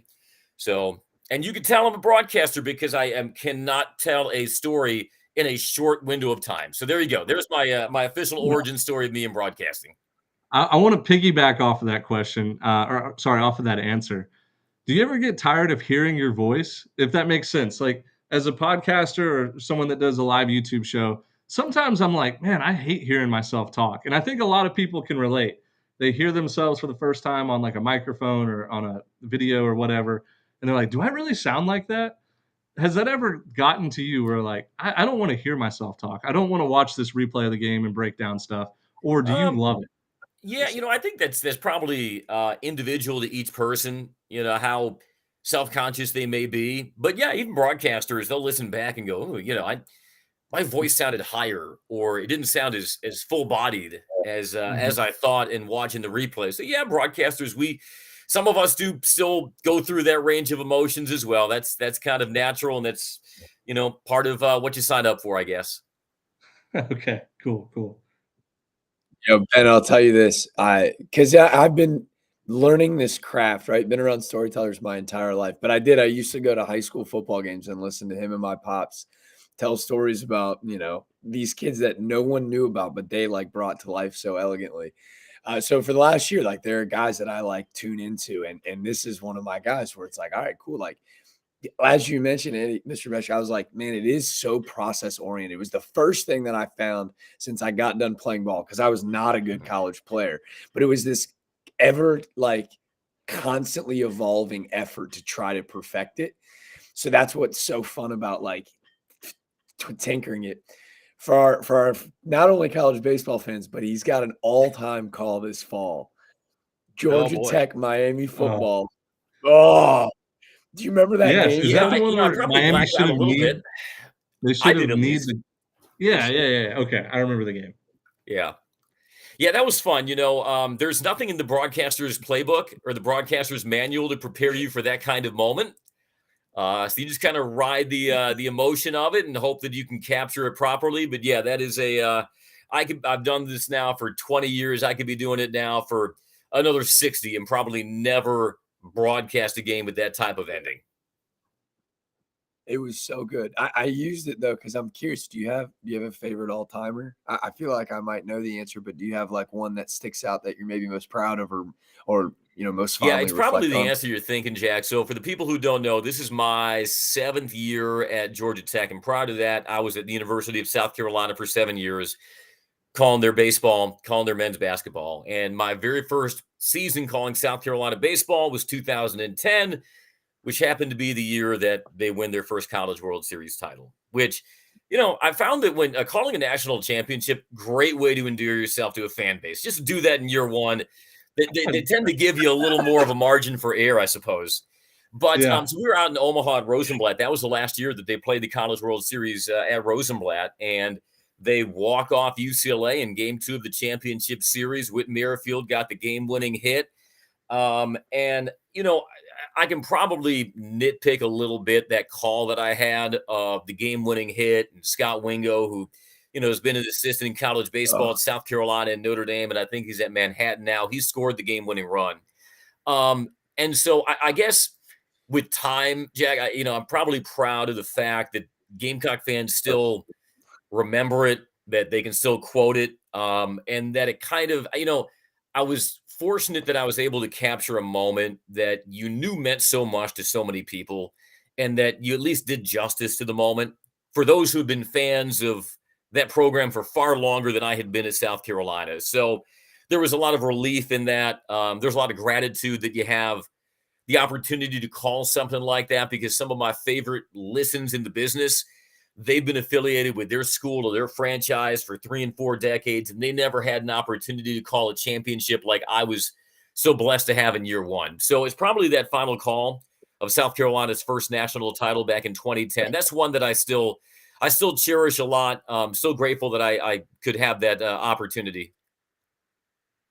Do you still remember the call? Like, could you still do it? Yeah, it was so first off, you hear that unmistakable ping of the aluminum bat. Yes, the old bat. Scott Wingo was at third base, Whit Merrifield was at the plate. And it's swing, line drive, right field. It drops. Coming home is Wingo. He touches home. And then people always ask, like, how did you come up with that final call? Did you have anything planned out ahead of time? And honestly, and I mean this with all sincerity, I did not have a call scripted out word for word for that moment for a couple of reasons. I'm sort of pausing my play-by-play of that call for this quick sidebar. The reason I did not want to have a final call all sketched out was, number one, I wanted to make sure that it sounded authentic and that it didn't sound contrived. Right. Secondly, I was so superstitious at that point. Now, I swore up and down I would never be a superstitious baseball broadcaster, but I did not want to have this elegant final call all scripted in my mind, ready to go, only for UCLA to come back and win the next 2 games of that championship series. And I felt like I was forever responsible for prolonging the curse of South Carolina baseball never getting over the hump, right? So the only thing I'd vaguely sketched out in my mind was something about a wait being over, right? But that's about as much thought as I wanted to put into it. And I just felt like I trusted myself in that moment to be able to read that play and the emotion and just to have the words come to me. So unpause it here. Swing line drive, right field. It drops. Coming home is Wingo. He touches home. The game is over. The game is over. And I say that twice. And somewhere between that first and second, the game is over, some synapse in my brain fires off where I say, hey, dummy, the game isn't just over. The wait is over. Right. And so I say the game is over. The wait is over. The Gamecocks are the national champions. And then you hold and you sort of let the ambiance of Rosenblatt take over. And then as they're all dogpiling behind second, I come back in and say, it is real, folks. The Gamecocks are the national champions of college baseball. So, like I said, very, very grateful to have had that opportunity in that moment in time. And it's something I'll treasure for the rest of my career. Yeah, that's great. No, I mean, I was getting goosebumps. I mean, my hair is still standing up right now. Yeah, then that was just for my age and Jack's age, like that was an important time in our lives. Like I think I was in 8th or 9th grade. Jack was probably in 7th, 8th grade. And that's when we were like falling in love with the sport. And to see a team like South Carolina, who obviously had major league talent, but they weren't the favorites going into the season. Like it was really a Cinderella story. And to see them win it against a team with Garrett Cole and Trevor Bauer and some of those guys, it was like, wow, like South Carolina's back. Then they go on and win another national championship right after that. And then possibly should have probably won a third in 2012, a three-peat. But yeah, just the era of dominance from South Carolina was special back then. Yeah, I mean, I'll always say that I don't think that record that South Carolina established in that span, where they won 22 consecutive NCAA tournament games in this era of parity in college baseball, I don't think it'll ever be touched. I mean, think about that. They won 22 straight NCAA tournament games. They had to win, I think it was 6 in a row to get that first national title in 2010. They run the table through regionals, supers, and Omaha the following year. The year after that, in 2012, they sweep regionals, they sweep supers, and they win their first game out in Omaha, and then Arkansas beats them in the second game out there. That's 22. Like, it's hard to have a 22-game win streak, period, in baseball. Right. To do it in the NCAA tournament when the stakes are the highest, you're facing quality arms every single game. I think I tallied it up one time, and of the 22 starting pitchers that South Carolina faced during that run, 9 or 10 of them wound up making the major leagues. Yeah. So just incredible what they were able to pull off. And so, yeah, man, they obviously the pixie dust ran out there against Arizona in the championship series in 2012, but 22 consecutive wins in the NCAA tournament. I don't see a scenario, and I'd love to be proven wrong, but I just can't see that being topped anytime soon. No, I don't even think half of that will be topped. Like to win 11 straight is hard enough. Yeah. It's incredible. But Jack, do you have any more questions here? Because I think we're about to wrap up the stream here pretty soon. It's getting late, tired. We've been on for 3.5 hours. Any closing thoughts or closing questions for him? Guys, an icon. No, appreciate you, sir. It's definitely the latest interview or podcast appearance I've ever had. So I like that we bookended with, the most overwrought, cloying introduction I've ever had, making me feel way better, Jack, about my career and my career choices than I ever deserve. But no, this is fun. I appreciate the invite, and thank you for letting me talk a little bit about Drew Burress and the Yellow Jackets. Yes, one more question before you go. Connor Quigley wants to know what is your favorite press box spread? Man, they give you a lot of concession coupons these days, so it's hard to say. Nothing against, the pretzels and everything else. I will say the only memorable press box experience that I had was when I was at South Carolina. We were playing at Bluebell Park at Texas A&M, and I was so excited because, you're going to get unlimited ice cream in the press box there, right? They got the Bluebell freezer. Well, that spring, they had a listeria outbreak at one of the production facilities for Bluebell. Yep. And so that ice cream freezer was just forlornly empty for the entirety of the series. No. And I can't tell you if South Carolina won that series, who pitched well, who hit well, but I will always remember how sadly empty that Bluebell ice cream freezer was, and just making me feel like, I was a kid and somebody had taken my last dollar. So there you go. That's a great answer. Wow. Yeah. I will say, Ben, there's Connor Quigley left the last comment too that I think we should show Mr. Demetra. My comment was kind, but it was what I felt because I truly do believe it. But Quigley mentioned this guy rules. I feel like he's the SpongeBob meme. He just Okay. doesn't miss. I guess a compliment accepted, I guess.